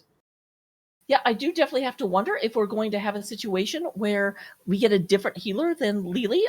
Although, granted, we did have 2 of them, so maybe not. I'm just going to check. I lost myself a little bit. Okay, do you remember what lounge we were in? Match lounge. I believe we're in match lounge 1. There we go, perfect. And the map that is being picked is actually Towers of Doom. So this was a map that we did cast before. In a very close series earlier, and we're going to see how it's going to be played out. Again, I will revise that this map is all about controlling the bot lane. It's all about seeing if you have a late game or an early game comp. If you have a late game comp, just don't lose the XP and give up a couple of the objectives and focus on that. And the second part is wait to scale to late game and then absolutely smash and devastate the game once you get your power specs. But, every team can play differently. You can also play really, really early game comps and dominate the game and don't allow the team to come back from it. Absolutely. I'm very, very interested to see what they do with this map. We saw it played very, very standardly in the last one, but I have actually been seeing a little bit of a resurgence or a coming up of teams that will actually use the fact that everyone focuses on bottom lane in order to have their double soaker, have like a Zul double soaker, just continuously push the top 2 with all of the bone minions, and won't actually try and control bottom. They'll just put enough pressure there to force the other players to keep with a 4-man there so that Zul can get his job done. It's kind of interesting they use the meta against the other team. I'm very interested. I'm hoping that we have something like that, just to have a slightly different twist on the map. Also, this is actually kind of funny and a little bit irrelevant, but this keyboard had been giving me problems for a while, and I actually have a replacement keyboard being delivered between 2 and 4 p.m. today. So, good timing, I guess. Good that we can cast this and then you can go get your new keyboard. Absolutely. I wish I could say something to my camera, but my sad news is that this is a new camera and supposedly is supposed to be state of the art. Very unlucky. We do see the two teams joining inside the lobby. We have Team Nyx and Team Baya on the right-hand side, and Team Baya on the right-hand side and Team Nyx on the left-hand side. To those of you who are just joining the stream and the cast, welcome everyone. We are in a ATHENA Championship. This is an all-women's cup. We are playing the second series, and this is the final game in the second series against these two teams. They have been very, very close games. Some great plays have been made by both teams, and I'm really honored and excited to be casting these. Oh, absolutely! These are some of the best games I've ever cast. So definitely super happy to be here.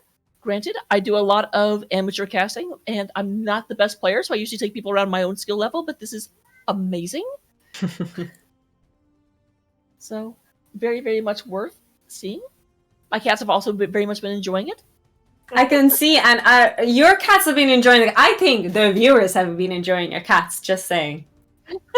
The viewers have been absolutely enjoying the feature and the features of your cats on stream.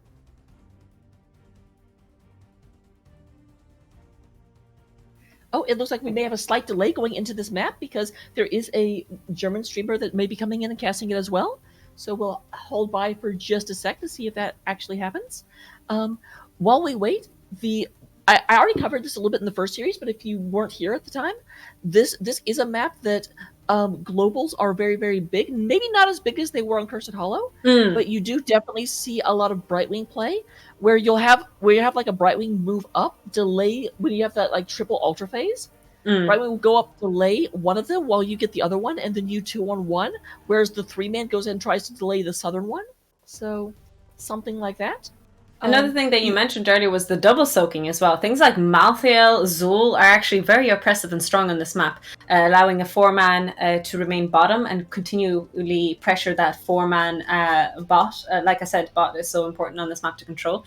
And instead having Zool and Malthael double soaking really fast and very efficiently.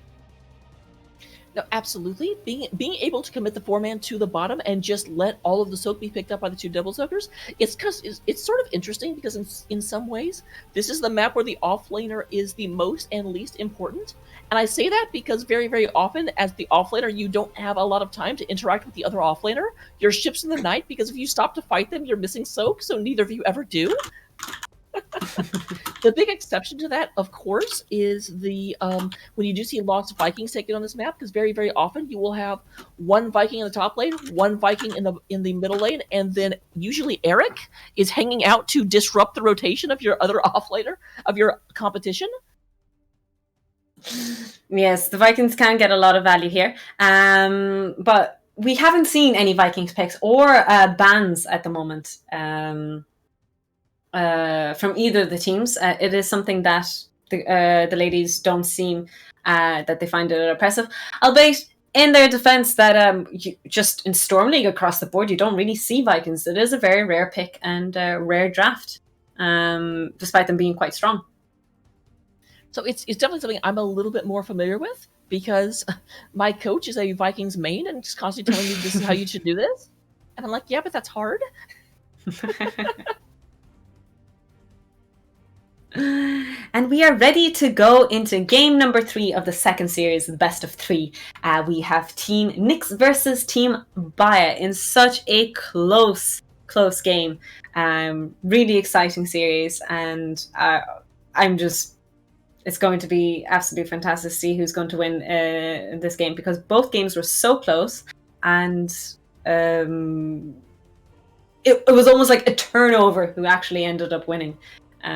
So I'm predicting that this third game is going to be really exciting. I did say we're just going to go in, but there's a small pause and a delay again, and my transition wasn't as smooth as I predicted. Yeah, they said we have been told that we are going, and then it didn't actually happen, so I blame production. Yes, it's definitely not my fault. It's not my fault that my camera's not working, team. Tim!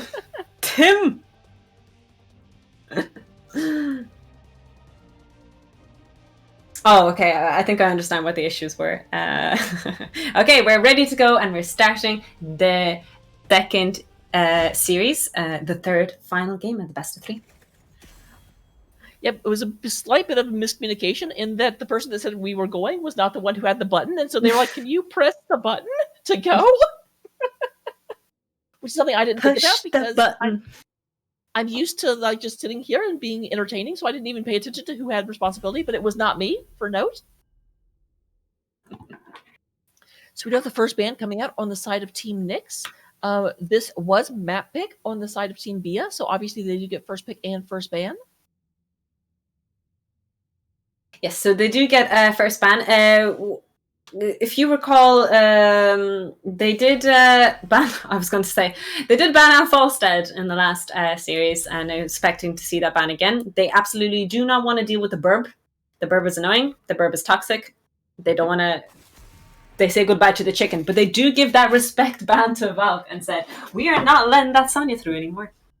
I do not blame them at all. But yeah, I do have to say that the bird is amazing on Towers of Doom, has a lot of lightning attacks, and towers are natural channelers to lightning, so just extra crispy on this map. So our third ban is going to be the Uther. They still do not want to deal with the double support. It's kind of funny where they don't want to deal with double support, but last map, Team Nyx went double support after banning the Uther. I'm guessing it may be another hero pool issue where they don't have anyone that has Uther, because I kind of feel like Uther would have been better than a Lily Rhaegar double support, and they had first pick, so I'm not sure why they'd ban it instead of taking it. I wonder if they will ban the Mei from because of the last two games. The walls were a bit of an issue, but they opt to ban that Li Ming instead again. They don't want to be dealing with Reset City. They don't want to deal with the toxicity, which gives Kia the opportunity to insta-lock her Mei. It feels to me like Kia was concerned they would ban the Mei after the last two series, and when they didn't, she's just like, bang! Her finger was ready to insta-lock that Mei. If Mei isn't banned, I'm picking her. Well, Mei has been doing them wonders in the first two games, so I absolutely understand their first pick and first priority. The red team is responding with picking Sylvanas. Really nice pressure to pressure the front line. Lines might be an issue, but it's just a side effect. And Anduin possibly to pull out and save the backline from the Mei engages. Because that was happening very, very well, especially in game 2. There were quite a few pickoffs at the first because Mei would end up getting in there and just not letting someone get out. Apparently being frozen means you don't move as fast. Who knew? Who would have guessed? We're going to see two picks now from Team Nyx. We do see Cassia being picked up again by Double Dam. She played it really well last game. And we do see a Zarya coming from Valk. Now, this is a tad bit spicy because Valk has been the solo lane for the past two games, and she's after picking up the Zarya this time. Yeah, I'm very, very interested where this draft is going. So obviously we do have I'm going to count the 2 damage picks, even though Zarya isn't really damage. We should still have a healer and a offlaner coming from Born to Shine and Redtastic. Meanwhile, so we should probably see a healer or offlaner banned out here, and we do have the Brightwing ban. Brightwing polymorph is very toxic. On a big map like Towers of Doom, it does allow for split pushing opportunities, so the ban does make sense here. The red team has an opportunity to ban a tank or a bruiser or another DPS if there's something that they don't want to deal with. But they might ban that Muradin, because last two games, like, I'm just saying, the Mei and the Muradin, those tanks were really oppressive in both cases. So I wouldn't be surprised if they ban it out. Dun, dun, dun, dun! And you definitely called it, because the Muradin is gone. I've always kind of wished that the heroes had voice lines for when they were banned. Where you ban Muradin, he's like, oh, nuts! That would be really funny, actually. You're scared of me? We're going to see the next two picks from the red team. Tank is being picked up. We see Johanna and Jaina. A lot of damage on the side of the red team. Very ability-based, so they do need to be wary of mana and things like that. We do see Jaina being picked up across the board quite a lot with the ladies. She is a really nice mage, but she's not considered that meta at the moment. I really do like to see Jaina being picked up. I think she's quite strong, but that's just my personal opinion. I also do want to note, not that this actually makes a difference, but right now, Team Bia is going all blondes. And the Murky coming from Red. Hello. I interviewed Red Tastic, which all of you, I hope, stick around. There's going to be a very big interview section after this game, and I'd love if appreciate if you do watch it. And Red Tastic admitted to me that she is a Murky main. So I'm so excited and so happy to see her insta-lock that Murky. It's going to be a great game for her. With Leo in the off lane, it gives her the opportunity to stack her Q crest if she opts for that build. So I'm really excited, and I want to see some Murky play. Murgle. Best Murgles? Because, yeah, Leo does have a hard time clearing out that egg because his auto attacks are so slow. You can kind of do it sometimes if you do, because I think his Q will also hit it, and you can kind of like get those together. But then Murky's already in the other lane by the time you finish clearing the egg, dropping another one. So, very, very, very interested to see this. I've actually been waiting for this because I also knew Red was a Murky main because obviously he used to be on the team. Insider info. Now dropping the insider info as we have already completed the draft's very big raid. Now we're going into the third game of the best of 3 series against Team Nyx versus Team Baya. I'll let you introduce your ex-team, Akari. All right, thank you very much. We do have Born to Shine coming in on that Malfurion. Red Tastic is, of course, playing the best Murloc in the world. Kia is on Mate one more time. Valk is coming in on the Zarya. And then we do have Cassia once again being played by Double Dom. On the right-hand side, we have the red team, where is Team Baya. We have Kelmar playing Anduin. We have Miss So-and-so on Miss Jaina.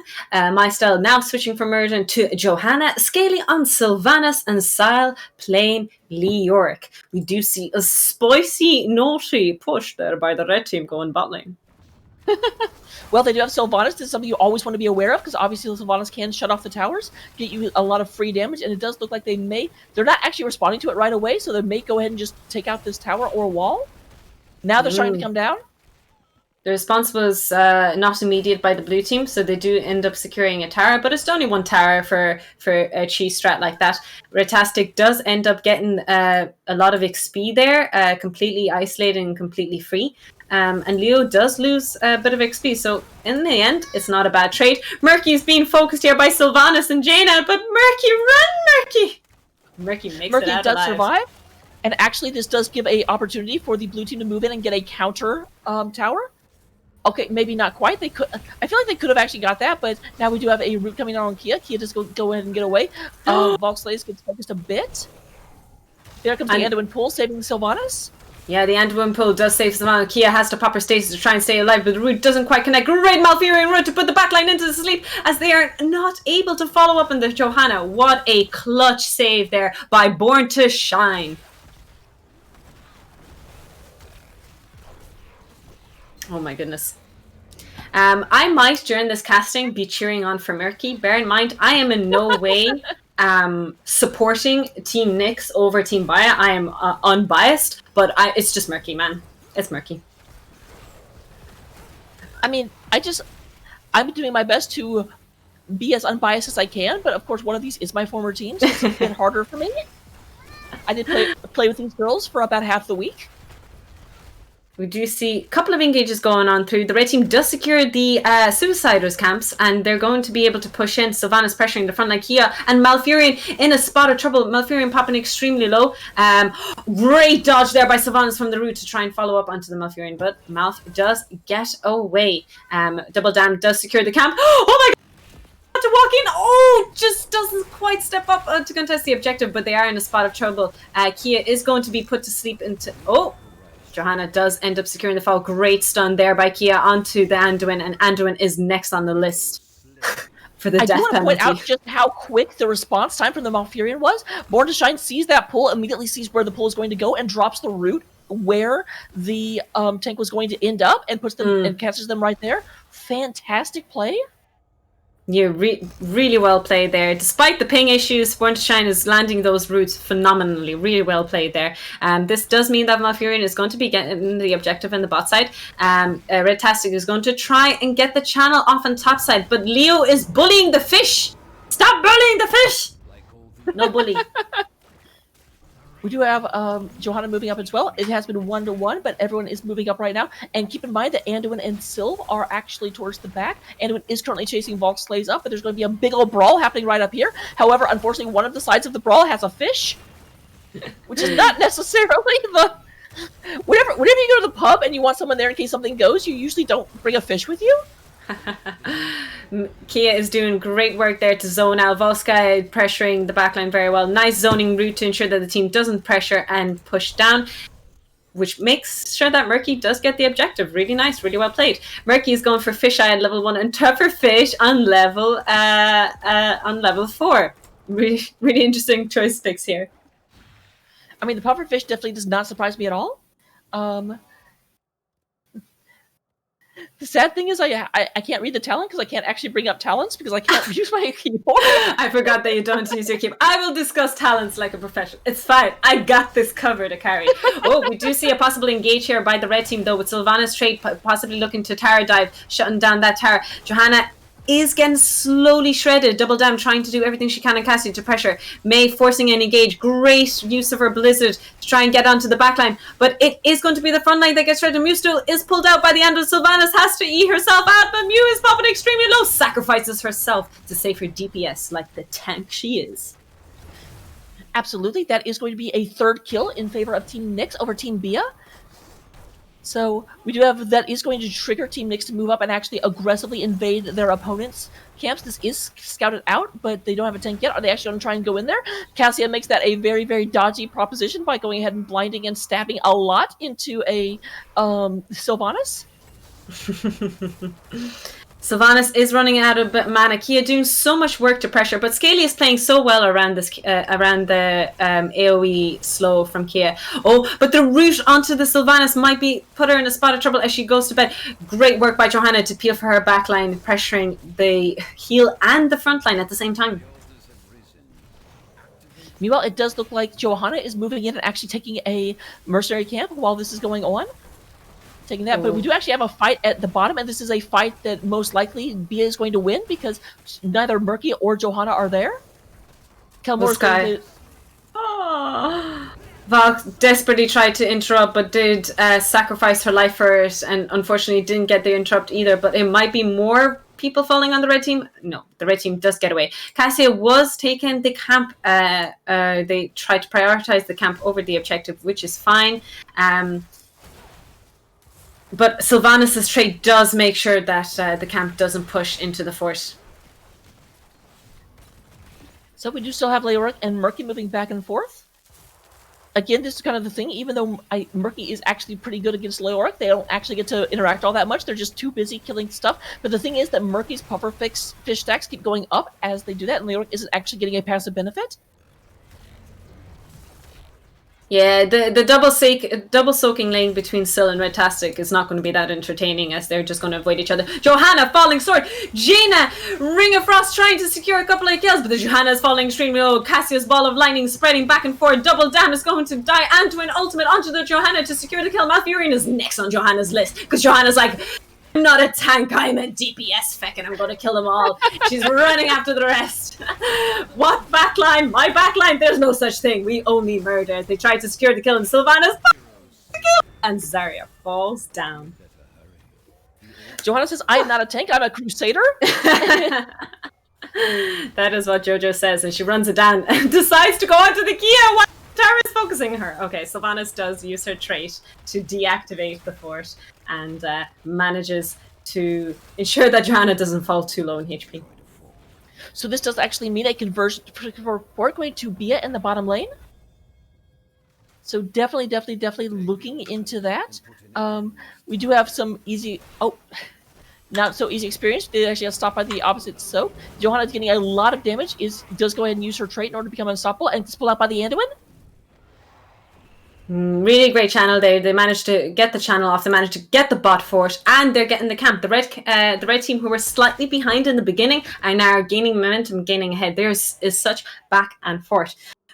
One thing to note is that Sylvanas did take Mercenary Queen, so with the Zapper camp coming in, She is going to sit around and posture to ensure to secure the push. But Sylvanas might be in a spot of trouble as she zooms into the enemy team. Because why would you expect a Sylvanas squishy target to zoom into the enemy team? She does get bursted down by a silence. By a lightning ball. The silence actually came out on the side of Sylvanas. Unfortunately, she did get a little bit too far away from like her side of the map. But you know what? Thankfully, Nyx was a super, super, super helpful opponent, and they said, "You know what? We'll just go in and get you right back to the Hall of Storms. Here you go." The blue team does secure the bot fort now, and they are back in a controlling position. The bottom red fort is very low, so the blue team could be posturing around and looking to do something with this. So they are going in. They're going to try and get an anti-conversion. However, it is still a 4-on-4. Here comes Falling Sword and the Light Bomb. Really great double engage with the Johanna ultimate and the Anduin ultimate on top. Double Dam is going to fall down because Malfurion is gone and isn't there to protect his backline. Johanna again rushing it down, trying to chase down. Great route onto the Zarya. Kia trying to do everything she can to peel for her team. Balls spreading across the red team to spread the damage. Johanna actually with the counter engage actually falls. Really well played. Looking in, Miss So-and-so actually gets healed at the last second. However, they're actually falling back. They're going to the protection of their fort, but there are sappers here. Kia trying to get the Sylvanas off that, but the sappers are going to be cleaned up. However, we do have the rest of the blue team moving up in order to secure the top. Murky actually came down without getting the top bell tower, which is kind of surprising. Really nice rotation by the Murky there. I would like to note that that engage was a fantastic engage by the red team. The falling sword with the Anduin bomb, light bomb on top was great. Like, communication is on point here by the red team. Absolutely fantastic plays. Oh, we do see Murky rotating. They're looking for a possible engage. Johanna goes in, tries to get a stun onto the backline. But I think the blue team are managing to disengage. Murky does sacrifice himself to ensure that his team gets out safely. But Kia is rooted. Oh, does she manage to get away? The balls are spreading over into the backline. Malfurion is popping. No, Born to Shine is in so much trouble right now. However, Born actually gets saved by the Zarya, and then Miss Duel gets pulled out by the end of it. Still, so far, no one actually dying, unless you count the Murky, which you shouldn't, because Murky kind of deaths don't matter to the fish. Lives matter, but it doesn't really in this game, as the fish respawns. Is a Murky death worth, what, like 1/4 of a hero? Yeah, with 0.25 is the death of Murky, with and without the egg. The blue team did manage to get a really nice counter engage there and get the kill on Sylvanas, and they are going to secure the camp, but Leo is rotating. This is a very spotted drop, a great entomb there onto the Kira, Born to Shine. Johanna pops down, tries to get the channel off, but the zoning ultimate from Zarya makes sure that the blue team gets the camp, but Double Dam is going to sacrifice her life for that camp. Is it worth, though? Is it worth? Murky does pop his ultimate onto the Yorick to ensure that he doesn't get away, but the follow-up isn't quite there as the blue team backs away. I'm a bit surprised Murky already had it, because they also used it in the previous fight, right before Murky got exploded, but I guess it's just been that long. It's not a very long cooldown. It's only about, I think, 45 seconds. Very short cooldown, but the red team decides, you know what, we're going to try and take their top side even. Let's kill this fish. Let's go get objective. We got this. But the red team, there is a 2v3 going out on the bot side. Are they actually going to be giving up this objective? Kia is looking to get an ice wall on the Anduin. Great ice wall. She's going to be able to CC chain combo. But the light bomb from Anduin to peel himself. Really well played by Kelmore there to ensure that she gets out alive. And we do have the core of Nyx falling to 15 health versus 24, but again, on this map, that does not matter as much as it might seem. We do have Sylvanas going ahead, and the great body block, as however Sylvanas can teleport, so it doesn't actually end up mattering. The silence on the Murky to ensure that Sylvanas gets away safely. That was looking very skeptical and dodgy there on the Sylvanas, as all three ultimates get used by them. Oh.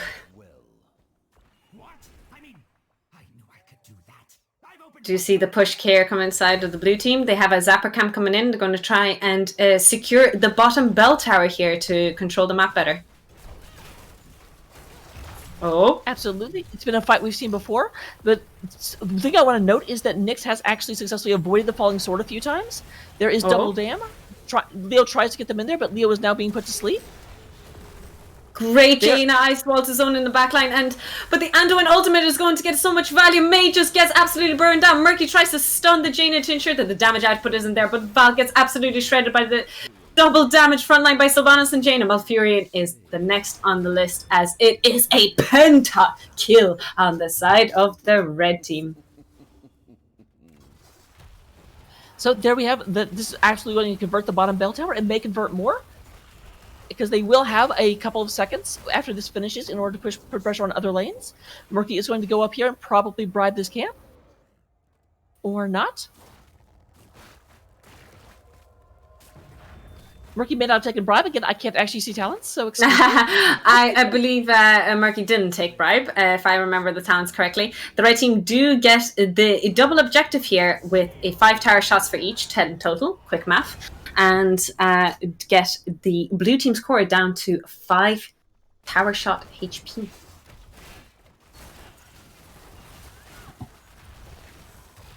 Oh. The red team were posturing around, trying to get that mid fort, but it just was enough. Silenced by the Sylvanas, but the... Oh, great Johanna ultimate engage into the backline, onto the Malfurion, and to the Zarya. Double Dam trying to throw her balls to get as much damage on. Murky does fall down, but it is just a Murloc after all. Johanna trying to peel for the Sylvanas, but she is in a spot of trouble. Jaina across the Ring of the Ages, the Ring of Doom, as Cassia falls down. Oh, I may have lost you? Oh, it's okay. The team fight was over. As soon as the Ring of Frost and Ring of Doom was over and Cassia popped, the team fight was pretty much over. Sylvanas is looking to see if she can get another kill, but does E herself out to safety as the red team focuses on getting the boss. This will be the end of the game if they can actually secure this, and of course Cassia is not alive, so this is going to be a difficult hold for Nyx, if it's possible at all. This might be a game-changing, game-throwing, or a very clutch situation for the blue team. They have to step up. Kia is in the bush. She is ready to go in. Zarya ultimate to go in to force the team out. The silence team. The blue team do secure it, so it is not GG just yet. Great ice wall there by Kia to ensure that the backline isn't in it. Kia counter engages onto the enemy backline. The red team is falling extremely low. Johanna ultimate to try and peel her team, but it just isn't enough. Murky falls, but he traces for the healer. Sylvanas gets away with a margin of HP, but Kia says, no, you are not getting away. Kia says, you're not the only crusader here. I can also chase down and get kills. Really great counter engage by the blue team. Very clutch situation as they save the game and get double objective here and get back in the game. So looking at things, we do have the altars up. Murky is getting the bottom one. Double Dam is going ahead and securing out the Cassia. It looks very, very bad for Jaina. Jaina is in the middle of, Moonfire comes down to the second that Jaina comes out of that freeze. And we have no more Jaina in the game. At least not for a minute. Mm.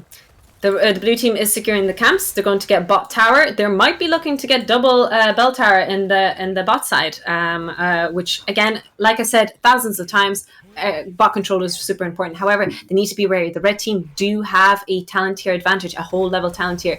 If they're going to take an engage, the red team might decide to go in 4v5 here as soon as Sylvanas respawns, and it might go into their favor.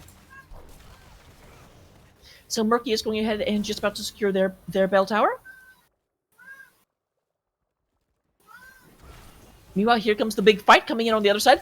We do have Miss Duel moving in and actually getting a lot of stuff done. Sylvanas is putting in some damage as they wait for the engage. Still is moving forward, looking for that Entomb. They do have level 20, so it is the silencing Entomb. Zarya using her zoning ultimate to ensure that the team remains into their place. Great usage there. Onto the mouth, the ultimate. The bonus damage with the level 20 Johanna, but the Entomb to stop the follow-up onto Born to Shine. The blue team are managing to gain HP. Sylvanas does have to flash out of there, but the Johanna is falling. Antoine's trait unfortunately not connecting in time to save the Crusader. Yep, unfortunately what ended up happening there was that they ended up with a great Entomb, but because they were moving in to secure it, the ice wall just went straight down the middle and caught all of them. And then Johanna was so eager for the kill that the ball lightning, they just stayed right on top of it, and the ball just bounced back and forth because that is the infinite ball, because level 20 is picked up for both sides.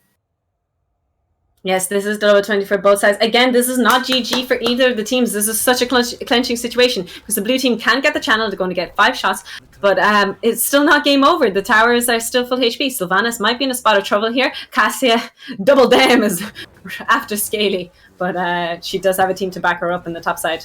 Ooh, Murky. What Murky? Dun, dun, dun. However, it does look like Syl is being pounced upon. Leoric is also going ahead, and if Chat was right, having Sylv and Syl is a problem. But yeah, quite a bit. No actual kills, but a lot of aggression being pushed back. Meanwhile, they are in the position where they're very, very close, but all 5 members of their opponents are back up at the moment. The red team is looking to possibly clear the bot side, as we see Jaina clearing it, trying to secure that bottom bell tower. Next objective is only going to be in mid. The red team cannot allow to let this go through. The blue team are in a position to allow it to get through. However, it looks like the blue team is trying to engage. Kia is looking to engage. Great Anduin ultimate there, but the Zarya secure the kill on Jaina. Fantastic play there by Valk, ensuring the kill on the DPS. Yep, that expulsion zone is amazing. I usually don't like that ult as much as the other one, but in this map, it's been critical. It actually got them the boss in order to keep their opponents from being able to get onto that point. Really close clutch kill there. It was really well played by Team Nyx. Fantastic. Oh my goodness, this is so. We have another possible 6 shots coming, as there are fights down at the bottom, but they are down their Jaina for a while, so it is a fight they have a hard time really committing into. However, they're committing into it. Then we do have Miss moving into the back line. A lot of damage, a lot of focus fire on her, down to about half her health. Unstoppable comes out. Great pull there by Demanda, but the E had still gone off. Awkward interaction there. But the red team is just focusing on ensuring that the Suiciders do not get through. They're giving up objective, that's fine. Their core is still fine.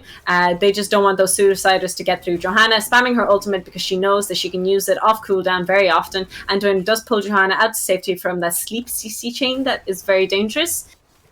So the red team and the blue team are still in the game, but they do need to defend the Zapper camp. Actually, they could let the Zapper camp in through. Oh, great engage there onto the backline onto Malfurion. Malfurion tries to get the silent off, but gets interrupted. Sylvanas is diving into the backline, tries to kill the Malfurion, does get away. Silence and Tomb into the Ring of Frost with the Ring of Doom, as so many people are starting to fall slowly. Great wall to peel for the backline as May slowly tries to back out. However, here's the thing to keep in mind. We are down 2 kills to 1 in favor of Nyx, but the boss is coming up, and the boss will end this game. We already have Murky starting it, but Murky cannot do this boss. I'm sorry, Murky, I believe in you, but I don't believe in you that much. The Murky decides to try and do the boss, but the red team needs to realize this. They need to step up, otherwise this is GG. Anduin is slowly starting to rotate. Right now, Syl goes ahead and realizes that's going there. They call Anduin up, and they need to go in. Be a 3 versus 4. They need to go in. The red team is unfortunately too late. GG. Unbelievably, considering how that game started, we do have Nyx ending up winning the second game in an amazing comeback. Honestly, my MVP, that expulsion zone, got them into the game, and frankly was their insurance that their opponents wouldn't be able to actually stop them, because even if they had gotten there in time, I think you just expulsion zone the point and stand in the middle of it. Oh, that was a very clutch situation. How the blue team managed to come back from that. That was so close. With that one boss call in the middle of the game and coming back from that fantastic play. They had their wits about them. Just absolutely outstanding play by Team Nyx. And obviously Team Bayer, who were controlling the game so well so early, and just a couple of small mistakes late game, like every Heroes of the Storm game goes. A couple of small mistakes, and it just punishes you too severely. Absolutely fantastic series. Looking over the stats at the end of the game, we do have Sylvanas and Cassia being the top 2 players, only separated by about 5,000 experience. In terms of healing, we do have Anduin slightly out-healing the Malfurion, but again, only by a difference of about 5,000. And to the surprise of no one, Murky and Leoric to win experience races. So, I mean, they're the double soakers. You sort of expect that. Well, now, after finishing the first 2 series, we only have one last series left. However, we are going to be taking a break, as all the players have been playing non-stop. Everyone needs a break, and I, as a caster, need a break. My jaw hurts very, very much right now. I would like to make myself a cup of tea.